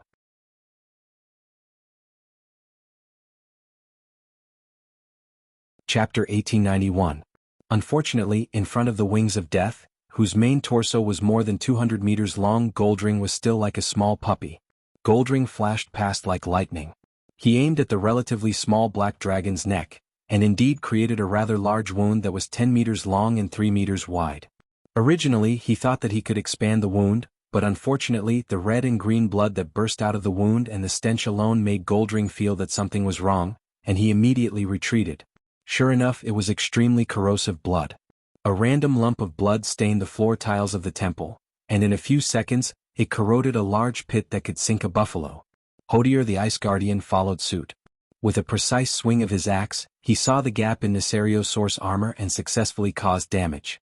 However, he was not as agile as Goldring, and the corrosive blood that splattered out directly injured him. Hodier let out 2 screams. The first was from being splashed with dirty blood. The second was from being hit by Neserio's dragon tail counterattack, and his bones were fractured on the spot. His entire left arm was probably crippled. Hodier's 10-story body was sent flying more than 600 meters, and he rolled on the ground 7 or 8 times before coming to a stop. Life Guardian Freya hurriedly used life magic to heal Hodier. The battle continued, and the 4 guards of Alcavan followed suit. At this moment, Neserio's body suddenly began to change shape. One after another, ferocious, long-necked snake heads formed from countless tentacles appeared on his back. Neserio, who was originally in the standard form of a dragon, suddenly turned into a creature similar to a hydra. If it weren't for his huge pair of wings, no one would have thought of him as a dragon. The 100-meter-long snake neck supported 8 mutated snake-shaped heads, which were not inferior to his main body in the slightest. He had a large scarlet mouth, and the shortest teeth were 2 meters long. Coupled with his agile and tyrannical attacks, Neserio still had the upper hand despite being outnumbered. It was clearly the 4 guards who pounced on him at the same time, but because of their body shape, angle, speed and other factors, what seemed to be a perfect joint attack to outsiders was actually an opening for Neserio. Corellon was the first to be attacked. The Wings of Death first avoided Alcavan with its tail, and used its dragon wings to shake Turawan away. Its main head attacked Amalon, but the 8 snake heads bit at Corellon. The Flame Guardian only had time to block 3 of the heads, but a large piece of flesh was bitten off by the other 5 snake heads. When Corellon screamed and retreated, the 8 snake heads were not greedy at all. They turned around and attacked the guards one by one. Not only did they bite, but the snake heads could also spit out corrosive venom or blazing flames. In one exchange, the 4 guards were all injured and retreated. Nethererio was simply suppressing all the powerhouses and beating them up. This was not a joke. Torim, Hodier, Freya, the 4 guardians, and a group of gods of the wilderness were all gathered here. The main point was that those who were stronger than Neserio were not as fast as him, and those who were faster than him could not hurt him. Tortoise god Tatora rolled over only to be sent flying by a tail. His tortoise shell spun on the floor in a ridiculous manner. Tatora himself was dizzy from the spinning. The only ones who could hold on for a while were the Bear Demon brothers. They had both speed and strength and worked well together. At least they could barely hold on under Netherario's 8 snake heads. Even so, their injuries were still accumulating rapidly. If it weren't for the powerful healers like the demigod Cenarius and Freya behind them, they would probably have been defeated in a few rounds. As for the crow goddess Iwina, well, the small dragon heads that emerged from the Wings of Death opened their mouths and spat out venom that was enough to give Iwina a hard time. While the battle on the first floor of the Wormrest Shrine was fierce, the other ancient dragons were also trying their best to resist the zombie dragons led by Sinestra. Although the combat power of these zombie dragons was not as good as before, their size and destructive power were still there. It would take some effort to get rid of them. On the top floor of the Wormrest Shrine, Alexstrasza was excited and nervous. It's him. It's definitely him. Damn it, isn't Duque back yet? He's back, Nozdormu said in a low voice. This was just a show. The 3 veteran Dragon Kings knew that Duque had returned, and their age was enough to support their acting skills. After confirming the true body of Deathwing, they naturally stopped pretending. A portal suddenly opened at the top floor. Thrall held a golden disc in his hand and strode out of the portal. Where's Duque? The Red Dragon Queen asked curiously. He said to prepare to deal with another strong enemy. Let's start the ritual immediately, Thrall said in a low voice. Another strong enemy? Who else is worthy of the word, strong enemy? Isra was puzzled. Thrall shook his head. I don't know either, but if one of the strongest demigods on this planet, the demigod of the Weave, Duke Marcus, Is serious? I'm afraid it's a strong enemy in the truest sense of the word. Nozdormu was a little nervous. Obviously, when he peeked into the future, he did not see the image of the strong enemy that Duque had mentioned. The situation had already exceeded his understanding. We can't care about that anymore. Anyway, the agreement was for us to find a chance to start the ritual. Alexstrasza glanced at Onyxia and Thrall. To be safe, we'll all do the essence infusion in human form. Alright. The 5 dragon aspects immediately reached a consensus. Under the guidance of a mysterious force, the gorgeous platinum-colored disc slowly flew about 2 meters above the ground in the air. The 5 dragon aspects stood in 5 different directions in human form, with the standard 5 equal positions. Without further ado, 5 different colored lights emerged from the palms of the 5 dragon aspects and rushed into the platinum-colored disc. The red flame that represented life and purification. The green mist that represented dreams and illusions. The blue light that represented magic and mystery. The bronze stream that represented time and space. The yellow breath that represented the earth and the cornerstone. The 5 different types of powerful energy were injected at the same time, immediately triggering a powerful energy wave. Whether it was the wyvern fighting in the sky, the earth dragon biting and pouncing on the ground, the twilight dragon wantonly killing, or the earth elemental that was silently destroying, everyone subconsciously looked up. On the icy ground that was stained with blood, all the tiny pebbles on the ground began to spin strangely. The broken limbs and living tissues seemed to have regained life and began to tremble. Some of the tiny debris even floated up and flew into the sky, defying the laws of gravity. Nesario, who was fighting fiercely on the first floor of the temple, naturally noticed the abnormality. The air was filled with the destructive power that he was familiar with. He did not panic. Instead, he looked as if he had succeeded. Ah! As expected, Master Enzoth expected. A genius idea. You actually copied the soul of the dragon, but you did not expect that I would also calculate this.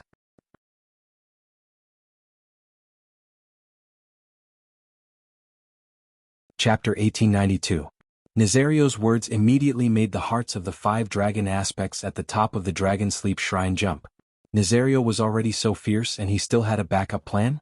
Even Alexstrasza could not help but glance at her brother, Nozdormu, who was always expressionless, as if she wanted to see something from the face of the Dragon King who never revealed the direction of the future and was in charge of time. Who knew that even Nozdormu himself was shocked. The river of fate must have changed direction greatly. An existence that could be regarded as a trump card by Nazario would definitely be earth-shattering once it appeared.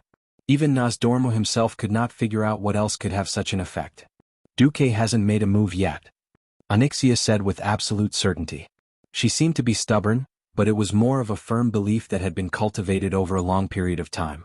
Although the initial foundation was just a pitiful relationship between a master and a mount that could be abandoned at any time, as time passed, this belief became more and more unbreakable. Yes. Let's just focus on the infusion of energy essence. Alexstrasza shouted. By the way, can we increase the input power a little? Let's try. The 4 Dragon Kings nodded in unison. The fierce battle on the first floor of the Dragon Sleep Shrine continued, but more and more dragons turned their attention to the new big whirlpool, because a long, earth-shattering roar announced the appearance of a new boss. There was a pulse from the earth, which was the elemental power from the earth elemental realm. In the sea to the south of the Dragonbone Wilderness, the ancient beach that had once been swallowed by the big whirlpool rose again, and the surrounding seawater that was originally flowing clockwise became turbulent. More elemental fluctuations came, and finally converged on the throne-like stone platform that rose from the bottom of the sea. It was a huge dragon corpse. Just seeing the dragon corpse in the magic mirror made the big shots of the allied forces feel that they could not calm down. Because the dragon corpse had 5 colors, red, blue, green, black, and bronze, which corresponded to the 5-color dragon race. 5 dragon heads, 5 colors, spread all the way to the chest before they were haphazardly pieced together. On the retreating HMS Bismarck, Jaina, who saw this scene, let out a scream. The next second she called out again, but this time in a pleasantly surprised voice, Duque, you're back. That's right, Duque, who had been hiding, stepped out of the portal. Yes, I'm back. At this moment, more than half of the mages in the world knew about Duque's return. That extremely powerful divine will was connected to the weave, signifying the arrival of the master of the weave. Everyone, you've worked hard. His Majesty Windrunner and I have returned. Leave the rest to us. Duque announced to the Alliance and even the entire Long Sleep Temple's communication network. This was a reassuring pill that immediately suppressed the wavering morale of the Allied army. What the hell is that? Jaina pointed at the colorful dragon carcass that looked like a salted fish on the screen. Duque bared his teeth. He wanted to say the answer, but he realized that it was wrong. He could only smile bitterly. At least I know that the black dragon head is Nefarian. At this time, there were more than a dozen magic mirrors around Duque, and the big shots of the Alliance who were qualified to attend the throne meeting were listening. When they heard this answer, everyone felt a chill. It was not their fault. Anyone who looked at another race without common sense would have faced blindness. Black dragons all looked the same. Who would have thought that not only did Nesario transform into a dragon of death, but he also caused his wife to die twice and his eldest son to come back to life again? Vashj, who was commanding the battle, shuddered. Then she snapped her fingers with one of her arms, and a female Naga swam over from the side. That Ratio's corpse from last time. Grind it into powder later. Remember, grind it fine. Then give it to the dwarves in Iron Furnace Castle to forge warhammers or something. I guess they like to produce a batch of standard Black Dragon Prince warhammers, Vashj instructed. In the video brought by the optical telescope and the mage's eye, more energy poured into the colorful corpse that was now beginning to come to life. With every passing moment, everyone felt that the monster was becoming stronger. His other limbs also began to twitch. One by one the ugly heads were raised. Like the tentacles of a giant sea creature, they moved up and down, looked around, and opened their bloody mouths. All 10 eyes were open, and they were the same color, which contrasted sharply with the rest of his body. Every pair of eyes flashed with a dazzling purple. They were alive, moving, and even talking, but this colorful dragon was broken to the extreme. Bones could be seen in some places. The scales had fallen off, revealing healthy and withered skin. Something seemed to be missing from each head, an ear, an eye that was oozing pus. Damn it, why do I feel like we're fighting the Lich King's Scourge Legion? Gavin Rad smiled bitterly. Next to him, Tyrion Fordring slapped the back of his old friend's head. Well, the Lich King was no longer a derogatory term. On the beach, all the mouths of the colorful corpse dragon that stood up opened in unison and let out the same voice. I am Chromathus, the creation of the great dragon scientist Nefarian.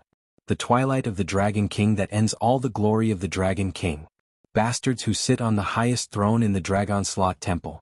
Are you ready to accept your doom? The Twilight domain on every Twilight dragon would resonate with this voice in a strange way, allowing the voice to spread far and wide. The voice instantly spread across the entire Dragonbone Waste. On the top floor of the temple, Alexstrasza and the other Dragon Kings were trembling. It was from anger. Of course, they knew about the existence of the colorful dragons. They were monsters stitched together from the parts of the 5 major dragon races. After Duque conquered what used to be Blackwing's Nest, he sent an official report to Alexstrasza as the commander of the Alliance. The report said that the colorful dragons were all dead. But it was obvious that this strange colorful dragon was a strange existence between the living and the dead. Because Nefarian was definitely dead, but the blue dragon's head next to him should be alive. Alexstrasza recognized him. That guy was Aragos, the son of the former blue dragon king Malygos. On the other side, not to mention Alexstrasza, even Dumuk was dumbfounded when he saw that the blue dragon's dragon head was Aragos. As an old player and a transmigrator, he could not miss the most important storyline in the Cataclysm, the birth of 2 divine artifacts. One of them was the divine artifact staff, Dragon's Wrath, Terragossa's soul staff. When he was a player, Duque would definitely be happy to get his hands on this divine artifact staff.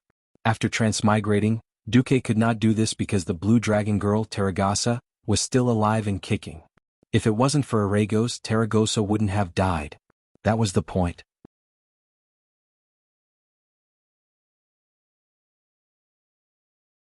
Chapter 1893. In the original history, after Malygos, the dragon aspect, was defeated by the other dragons and the heroes of the mortal races for his futile attempt to destroy all magic in the world, the Blue Dragon Legion argued endlessly about the selection of a new leader.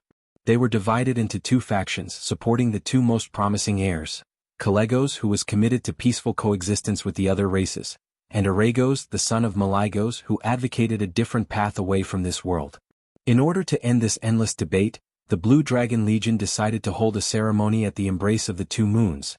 This is a special astrology in which the 2 moons of Azeroth line up. Legend has it that the Dragon Guardians were given the power to protect Azeroth at this time, to choose a new king of magic, the Blue Dragon Guardian. But the bronze dragon Anachronos found an ominous omen in this upcoming ceremony. This dragon who had witnessed endless time had an insight into the evil magical energy fluctuations near the magic pivot, which was the frozen lair of the Blue Dragon Legion in Northrend. With this discovery, he caught a glimpse of the terrible scene of Azeroth succumbing to the flames. Although the connection between this terrible omen and the Blue Dragon Legion was not clear, Anachronos still summoned some creatures that were regarded as short-lived for further investigation. If no hero could accept the challenge to find out the truth, then the destruction of Azeroth that Anachronos had foreseen could become a reality. The heroes of the mortal races found active embers in the Land of Fire, and together with the Sand of Time, they cast the Eye of Eternity. This artifact could be activated on Caldera Island, where the magic pivot was located, and reveal the past that was covered by magic. When the hero came to Caldera, Taragosa appeared. She entered the magic pivot with the hero and used the Eye of Eternity to witness the conspiracy between Aragos and the Blue Dragon Legion's mortal enemy, the fallen Black Dragon King, the Terminator Deathwing. Deathwing promised to ensure the existence of the Blue Dragon clan and Aragos' position after the world was destroyed. And Aragos promised to lead the Blue Dragon Legion to join the Terminator army after becoming the Blue Dragon King. As part of the deal, a branch of the world tree, Nordrassil, was plucked and infused with powerful magic power. It would be sent to the Land of Fire for a ritual to burn the world tree. Taragosa, who had witnessed all this, was in disbelief. She sent the heroes back to Nordrassil to inform Calegos, while she stayed in the magic hub to clean up the traces left by the use of the Eye of Eternity. The mortal heroes who rushed to Nordrassil met Calegos and retrieved the branch of the world tree from the Firelands, which had been made into a staff. Having obtained clear evidence, Calegos went to Caldera and entered the magic hub with Taragosa to question Aragos. But in the process, Aragos, who was prepared, sent the Twilight Dragon to attack them. In order to protect Calegos, Taragosa sacrificed herself. In order to continue Taragosa's existence, Calegos, who had escaped, used the Staff of the World Tree as a medium and used a magic ritual to bind Taragosa's soul and essence to the mortal hero. This unstable magic ritual used the boiling embers of the Land of Fire to extend the effect until the Double Moon Ceremony. During the Double Moon Ceremony, the hero who had transformed into Taragosa participated in the voting for the Dragon King and witnessed Calegos' coronation as the new King of Magic. After becoming the King of Magic, Calegos completely bound Taragosa's soul to the mortal hero and asked the mortal hero to go to the Land of Fire to retrieve the heart of the Fire Elemental Lord, Ragnaros. After retrieving the heart, Calegos and a few other adult blue dragons worked together in the main city of the hero to make Taragosa's soul permanently reside in the hero's staff. The staff, which was once a branch of the World Tree, was thus upgraded and became a divine artifact, Wrath of the Dragon, Taragosa's Staff of Spirit. In addition to possessing powerful magic power, the mortal hero could also transform into Taragosa's phantom through this staff. That was the entirety of the original history. Quite a poignant story, wasn't it? In fact, as a player, Duque had always been more than willing to accept divine artifacts and staffs. Even if he had to steal or rob, he would always explore dungeons with the mentality that he had to get his hands on one. Back then, a player named Aguang once said, "I'd rather let someone else ride my horse than let my undead horse be ridden by someone else." His obsession with equipment to this extent was quite exaggerated. However, it also reflected the player's mentality. As a transmigrator, Duque certainly desired divine artifacts. If he had to sacrifice a blue dragon girl in exchange for a divine artifact, Duque would rather not. He still remembered how enchanting the blue dragon girl, Taragosa, was in the form of an elf in the mission. Those long legs, that extremely exotic blue hair, and that extremely aesthetic crooked dragon horn. Although Duque didn't have the chance to peek into this mission in this life, and because of the various changes in fate caused by history, there was no chance for this mission to reappear again. However, it didn't mean that Duque had to kill a girl for the divine artifact. Such a beautiful girl, even if he didn't want to accept her, he couldn't just kill her. If it was written into a novel, killing a girl would mean losing subscriptions. Duque didn't know that because he killed Darkwing once, the result was that Darkwing was far more suspicious and crazy than in history. Originally, as the hero who led the Blue Dragons in the War of the Shifting Sands, Aragos didn't die in the War of the Shifting Sands. He was locked in the Beetle Gate and tortured by Thun's men for 1,000 years. In fact, he was already crazy. When Duque killed Thun, Aragos was rescued and returned to the Blue Dragons. Although he had the title of Blue Dragon Prince, no one in the Blue Dragons took him seriously anymore. In this life, the Blue Dragon King had nothing to do with him. Alright, Arygos did run to seek refuge with Darkwing. Who knew that when Darkwing heard that Arygos wanted to seek refuge, he said on the spot, "Okay. You can contribute to my great cause of destroying the world." Arygos thought that he only needed to carry bricks at most. In the end, Nesario, the pitch-black coal boss, told him directly, "A tall building needs a strong foundation, so you can be the foundation." Arygos became the foundation. He was directly chopped into a dragon rod, his limbs and wings were cut off, and stuffed into Chromatus' body. It couldn't be helped. Even a vicious tiger wouldn't eat its own children, but when Darkwing went crazy, he would even smash his wife and children. His wife had died twice and lived twice, and his son had stuffed Nefarian into the five-colored dragon to be the dragon head, let alone a guy who was suspected to be a spy sent by Dumuk.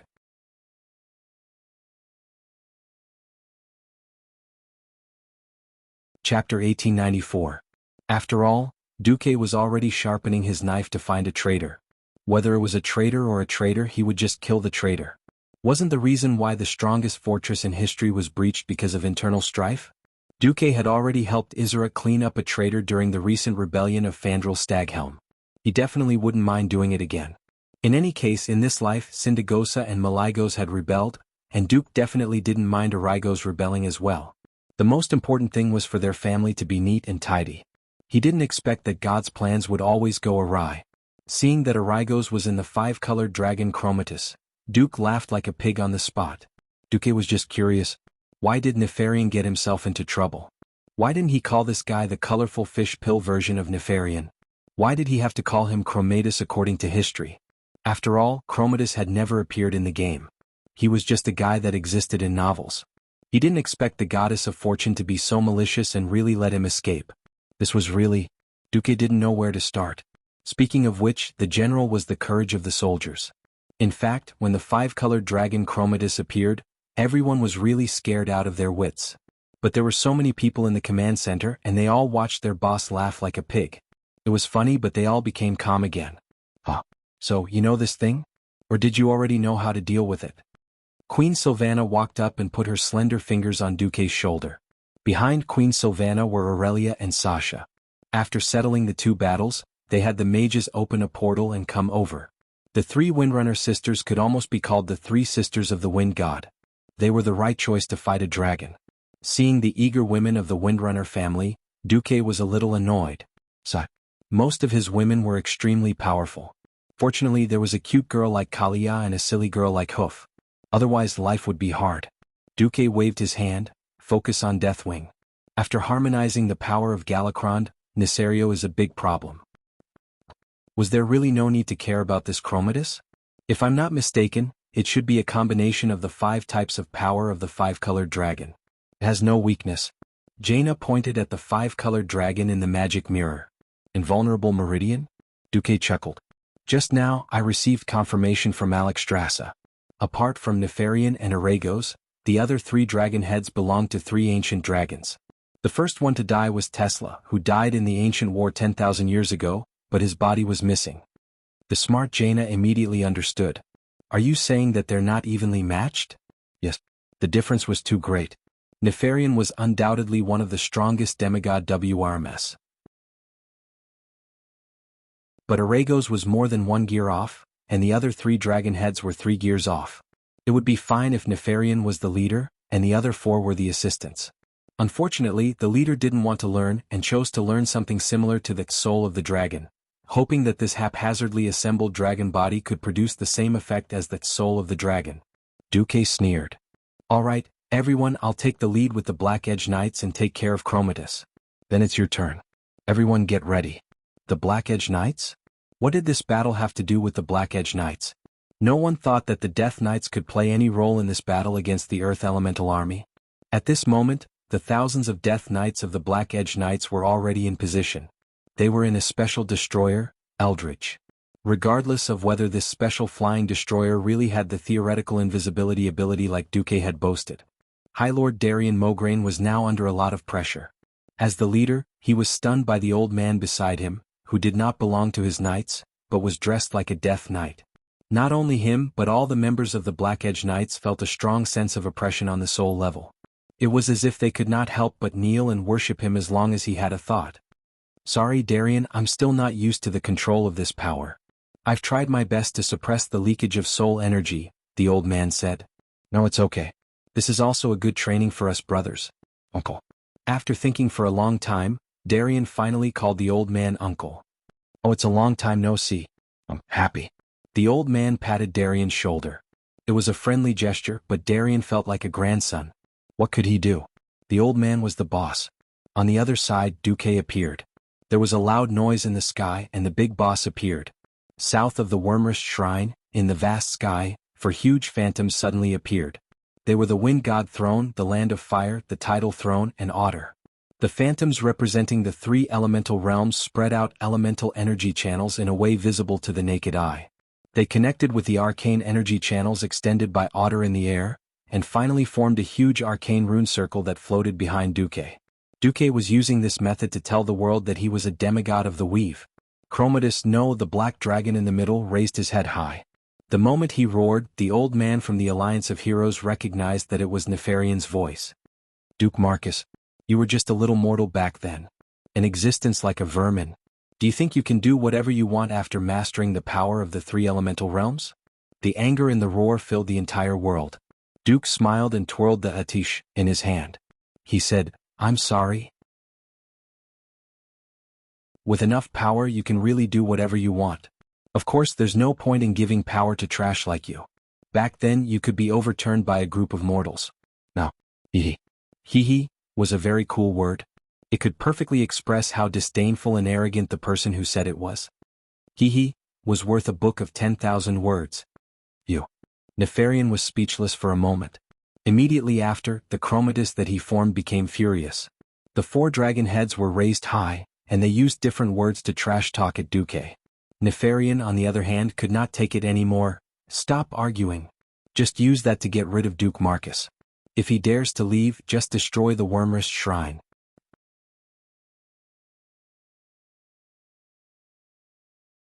Chapter 1895. Roar. Along with the roar of the 5-colored dragon, the atmosphere, the seawater, and even the gravel under the 5-colored dragon's body all trembled. Mysterious powers of different characteristics gathered from all directions and converged on Chromatus' body. Around him, due to the conflict of elements, the pebbles in his field of vision began to spin and tremble strangely in mid-air. These pebbles had different performances. Some of them blossomed and grew plant roots. Some of them instantly became extremely old, while the other half of the pebbles were smooth as if they had been polished. Some of them flew and drew out illusory bands of light, dazzling and blurry. Some even turned into mysterious runes, turning into distorted runestones that were out of scale. One did not have to deliberately study to know that this performance was the embodiment of the 5 powers of the 5-colored dragon. The air was filled with a scent that the 5-colored dragon was familiar with. Whether it was suspicion or disbelief, Chromatus was indeed using the power of 1 dragon to do what the 5 dragon aspects were doing. Duque, we owe you another favor. Hurry up and kill that ugly guy. The gathering of the dragon's soul has been seriously disrupted by him. Alexstrasza sent an urgent message in a flustered and exasperated manner. Duque was speechless. He realized that he had really underestimated the intelligence of Nesario and Enzos. He had never thought that Chromatus' ultimate move would have such an effect. It could actually affect the injection of the essence of the dragon's soul through resonance. Duque's facial muscles twitched. Good. You have the biggest breasts, so you have the final say. What big breasts? The Red Dragon Queen was stunned. A slip of the tongue. Although Duque teased her, his hands did not stop moving. His entrance came with its own background music and background images. This was not used to show off. Although there were many elements of showing off, more importantly, his ultimate move was faster than Chromatus's ultimate move. Perhaps Chromatus would definitely be the top among demigods in terms of individual combat power. At the end of the day, there was a difference between a demigod who became a demigod with a physical body and a standard demigod who had a world as their foundation. In terms of the convenience of gathering the power of the world, 10 Chromatus couldn't compare to 1 Duque, not to mention the fact that Duque had used the weave in advance in the Dragon's Rest Temple. Even the Dragon's Rest Temple had opened up a mana port for Duque. Pharaoh, who had already finished setting up his base, was acting like a hooligan. In this land, Duque was no different from the pharaoh who had his own wizard tower. The violet of arcane magic, the snow white of ice, and the crimson of fire. When these three colors perfectly blended into a mysterious color that even the naked eye could not describe, the entire sky suddenly flashed with a dazzling brilliance. A gust of wind blew, spurring these three types of energy to accelerate their ejection. It was a roar different from the sound of cannons. The light of destruction formed by the convergence of the three major elements in arcane energy turned into a huge beam of light that split the sky and the earth. Like a huge spear that pierced through the sky, it ruthlessly pierced towards Chromatus, who was on the reef in the center of the sea. The energy spear directly penetrated the group of twilight dragons that were foolishly driven to the center line between the two, projecting the light of death on the ancient beach. The shining radiance of the elements connected with the light in the sky. Even from 100 miles away, one could clearly see the radiance that illuminated the sky and imagine the trembling of the earth there. If Duque was facing an ordinary enemy, then this attack would be enough to send him back to his hometown to play with his eggs. However, that was just a preemptive strike. The supreme biochemical product that could use all the attributes of the Chromatus dragons was not so easy to deal with. A huge magic circle spread out under Chromatus's huge body, almost covering the entire beach. Unbeknownst to him, there were already thousands of twilight believers in robes and hoods surrounding Chromatus. The sound of the incantation resounded between heaven and earth, and the air resonated with it. Dazzling pillars of light pierced through the formation and flew into the air, drawing arcs in the air before finally converging on Chromatus' body. The 5 dragon heads faced Duque's direction at the same time and breathed out dragon breaths at the same time. The 5-colored dragon breaths converged near the dragon's mouth, condensing into a terrifying shockwave that was no less bright than Duque's. It easily crossed the distance of thousands of meters, like a spear of light, and accurately collided with Duque's light cannon. On one side there were ice, fire, arcane, and air elements. On the other side there were life, time, dreams, earth, and arcane elements. The light cannons of both sides were so dazzling and exaggerated, and the turbulence of energy during the collision was so violent and epic. Every mage and warlock watching this scene through the magic mirror went crazy with joy. They could not suppress the joy and shock in their hearts. Was this the ultimate showdown between elemental magic and mysterious power? Was this the power of Duque, who was at the top of the throne of magic, and the Pentashade dragon, who was at the peak of biochemical modification? Perhaps, even after 10,000 years, they might not have the chance to witness such a breathtaking battle again. They marveled at Duque's astounding control, and also marveled at the earth-shattering power of the 5-colored dragons. In this short but intense confrontation, Duque ran into trouble. "Master, the weave can't hold on much longer," Karthika shouted through the spiritual connection. Duque bared his teeth. Once upon a time, the magic net was solid enough as a transit and gathering point for guiding power from the elemental realm. Unfortunately, the weave was Duque's creation. It was incomparable to the elemental realm that had been around for thousands of years. It was not that the elements in the elements realm had been exhausted. Instead, it was his masterpiece that couldn't stand it anymore. This was awkward. Duque sighed in his heart, then sent a magic message, "Old friend, it's up to you." An indifferent voice came from the other end of the message, Then a 1,000mm cannon opened fire.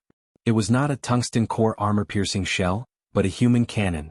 It blasted out a fellow dressed in heavy black armor, dressed like a death knight. None of the members of the Destruction Army took this missile seriously. The cannonballs of the Alliance were indeed powerful and could turn many twilight dragons into dogs.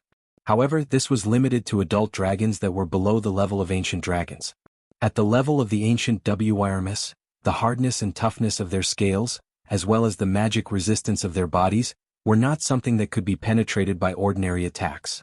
Unexpectedly, the cannon did not explode after landing. It only smashed out a huge crater. No one cared. A voice that seemed to come from the depths of hell sounded from the bottom of the crater.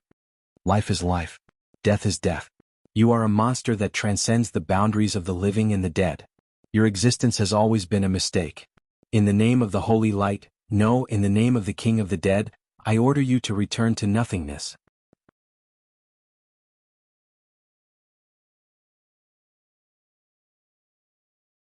Chapter 1896. If he had the time, Duque would not mind sparring with a strong enemy like Chromatus. Unfortunately, Duque did not have the time because when Chromatus appeared, Wings of Death on the first floor of the Wormer's shrine went into action. His huge size gave him a great advantage in hand-to-hand combat. Moreover, he was a dragon of death, and other than soul attacks that involved the origin, no matter where he was attacked, it would not be fatal. If he was just an empty shell, the Guardians would not mind tearing him apart like scrap metal. Unfortunately, the powerful regenerative ability kept repairing his body. Although every powerhouse knew that such a high-speed regenerative body could not last for too long, no one could do anything to him before that long time was completely over. Wings of Death went on a rampage on the first floor. After he saw an opportunity, he sent the Bear Brothers Yusak and User flying, and did whatever he wanted. The first person Nesario went after was Cenarius.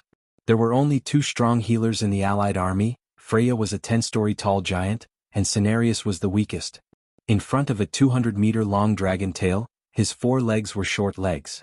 With a sweep, Cenarius' 3 legs were directly broken, and he became a noob. He did not die, but he lost the ability to move for a while. Archavon desperately blocked Wings of Death's next attack, and Goldrin rushed over, bit Noob's butt, and dragged him to the side hall of the shrine. At least there was a protective spell formation there, and it could last longer. It was common sense to kill the healer first in a group fight, and Wings of Death used this trick to the fullest.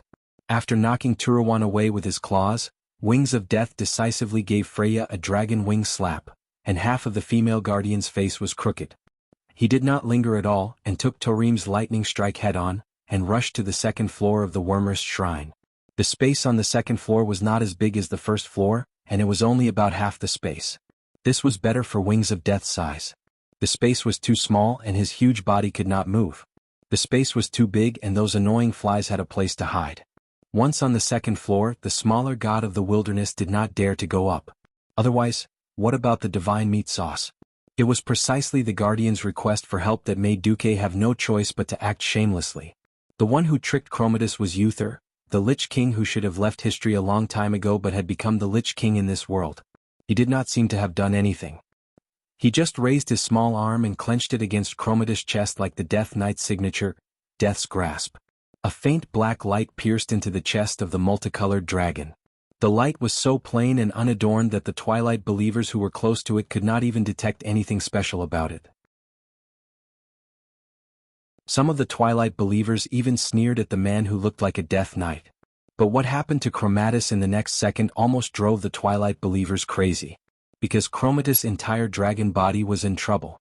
This 5-colored dragon should be perfect. Back then, after Enzos picked up the last of his neck and head, Nefarian was forced to work by Enzos and Nesario. The Black Dragon Prince, who was left with only a nearly annihilated soul and a dragon's neck and head, did not have the heart to die at all.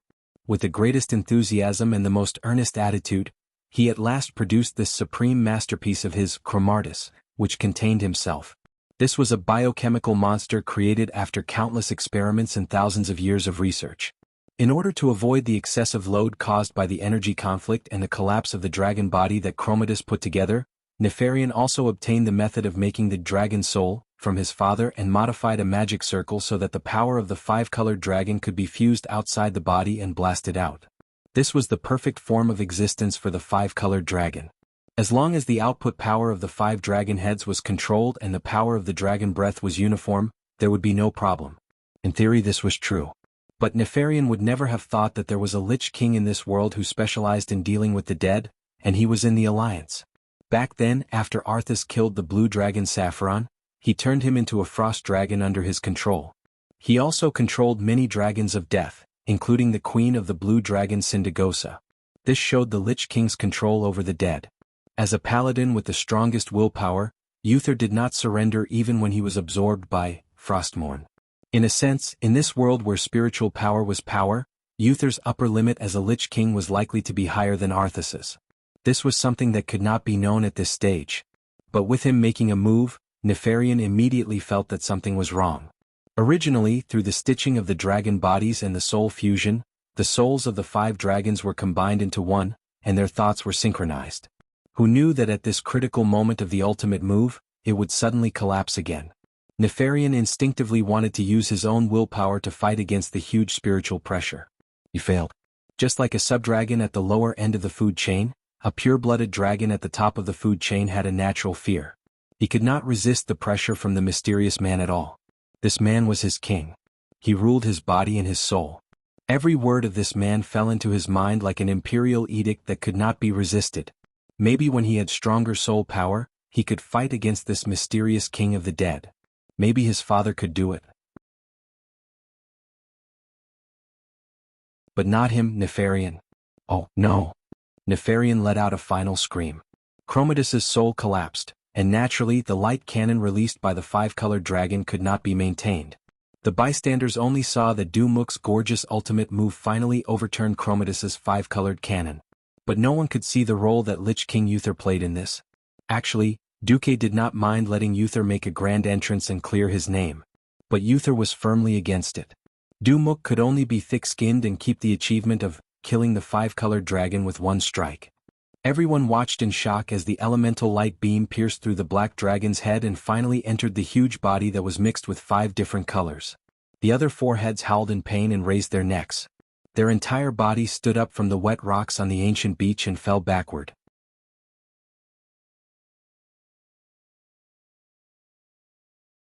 Chapter 1897. The scene was very chaotic and it was a mess everywhere. In the airspace and ground surrounding the Dragon Sleep Temple and the ancient beach, the main battlefield was naturally Duque versus Chromatus.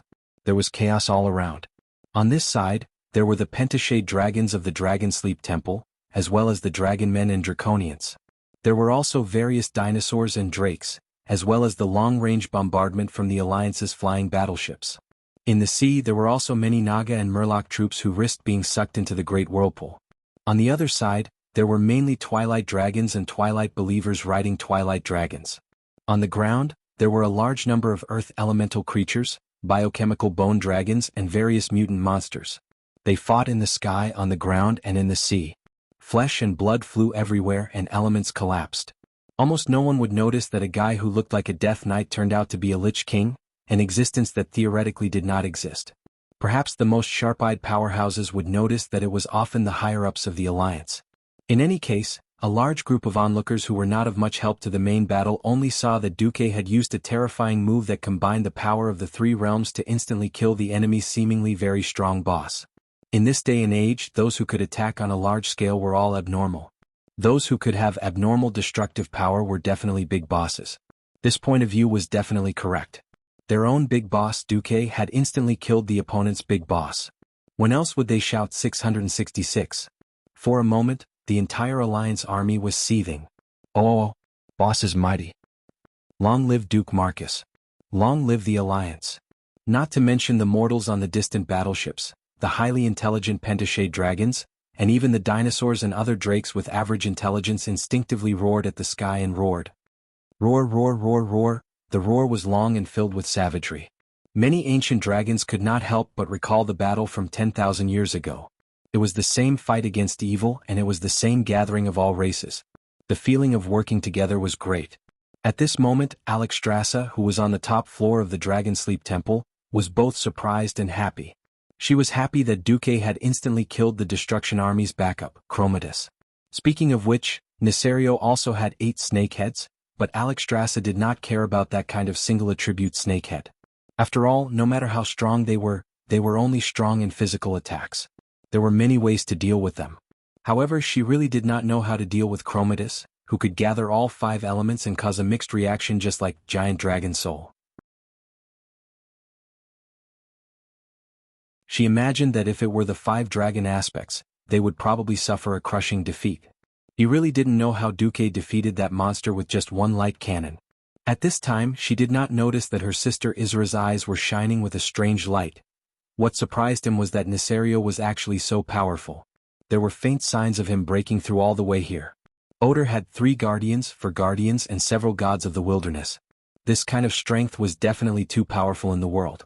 Unfortunately, he was no match for Nesario, who used his size and regenerative abilities to act like a hooligan. This was a situation where one person could defeat 10 people with great strength. When the opponent's body was too big, normal attacks were obviously not powerful enough. She wanted to speed up the infusion of energy into Colossal Dragon's soul, but she couldn't. How much water a bucket can hold depends on the shortest piece of wood. Onyxia had actually worked very hard. Compared to her previous sloppy self, she was many times better. The Red Dragon Queen could completely imagine how much effort Duque had put in, and even paid a high price that she didn't know, to make this female black dragon, who didn't even seem to care about the destruction of the world, work hard. Unfortunately, some talent and some hurdles could not be overcome by hard work. That was inheritance.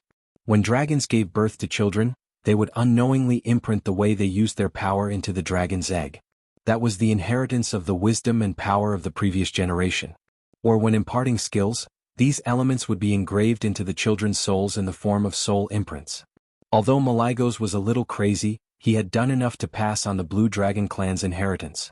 However, when Nisario forcefully pushed Sinestra and the other female dragons, he had already gone crazy, and completely abandoned the power of the Earth Guardian. This caused this power to lose its inheritance. Unless Onyxia found another way to use the power of the Earth on her own, she would never be able to reach the height that Nisario had when he was an Earth Guardian dragon. For example, if the new King of Magic, Kalegos, had 80% of the previous Blue Dragon King, then Onyxia would only have 70%. As a basic output of power infusion, she was qualified, and her performance was still surplus. However, in a situation where time was getting tight, she would become a fatal shortcoming if 100% of power in essence was really needed. Compared to her, Kalegos' talent seemed to be activated, and his use of magical elements was becoming more flexible and smooth. It seemed that Kalegos could be improved to at least 90%. Alexstrasza could only be anxious. At this moment, Sal, who had been standing at the side and being stared at by several ancient dragon guards, said, "Your Majesty, Onyxia doesn't seem to have a thorough understanding of the Earth. If you don't mind, I hope to help the Black Dragon Queen." Alexstrasza still had some spare time. She turned to look at Sal. "Sal, do you think I can trust you?" It was not Firebird, but the Majesty of the Queen had a kind of power to interrogate the soul. As the shaman of salvation, Sal naturally had a clear conscience. He looked at the Red Dragon Queen's fiery red eyes with a clear and fiery gaze. "My soul is trustworthy. Even if your Majesty Alexstrasza doesn't trust me, you should at least trust His Excellency Duke Marcus who sent me here." Sal sighed in his heart. This was the sorrow of having a relationship with the Dragon Sleep Temple too late. Back then, the Dragonmaw clan's enslavement of the Red Dragon Queen and even the Red Dragon army made it difficult for the tribe to have a good relationship with the Red Dragon clan. It could be said that finding a starting point was too slow. Sal had no choice but to use Duque's name. At least Duque had asked Sal to send the soul of the dragon over. Arranging for him to send such an important thing proved that Duque trusted him. Unexpectedly, Onyxia also chimed in. "Duke said that you can trust Thrall but don't trust the tribe so easily." Sal bared his teeth on the spot. He wanted to refute, but he found that what Duque said made sense. Even he himself felt that his moral integrity was above the credibility of the entire tribe. "Look at that bastard Gurus, he destroyed all the terms of cooperation with the Alliance and started a war everywhere like crazy." Sal sighed. "All right, you help." Alexstrasza finally agreed. "You're tuning in to the Han Lee's Wuxia Adventures YouTube channel. We're so grateful for your support, and don't forget to subscribe to join us on this incredible journey through captivating stories. Your generosity through donations truly makes a world of difference, as it's the primary source of revenue that allows me to expand and enhance this channel for you. Thank you from the bottom of my heart for being a part of this adventure."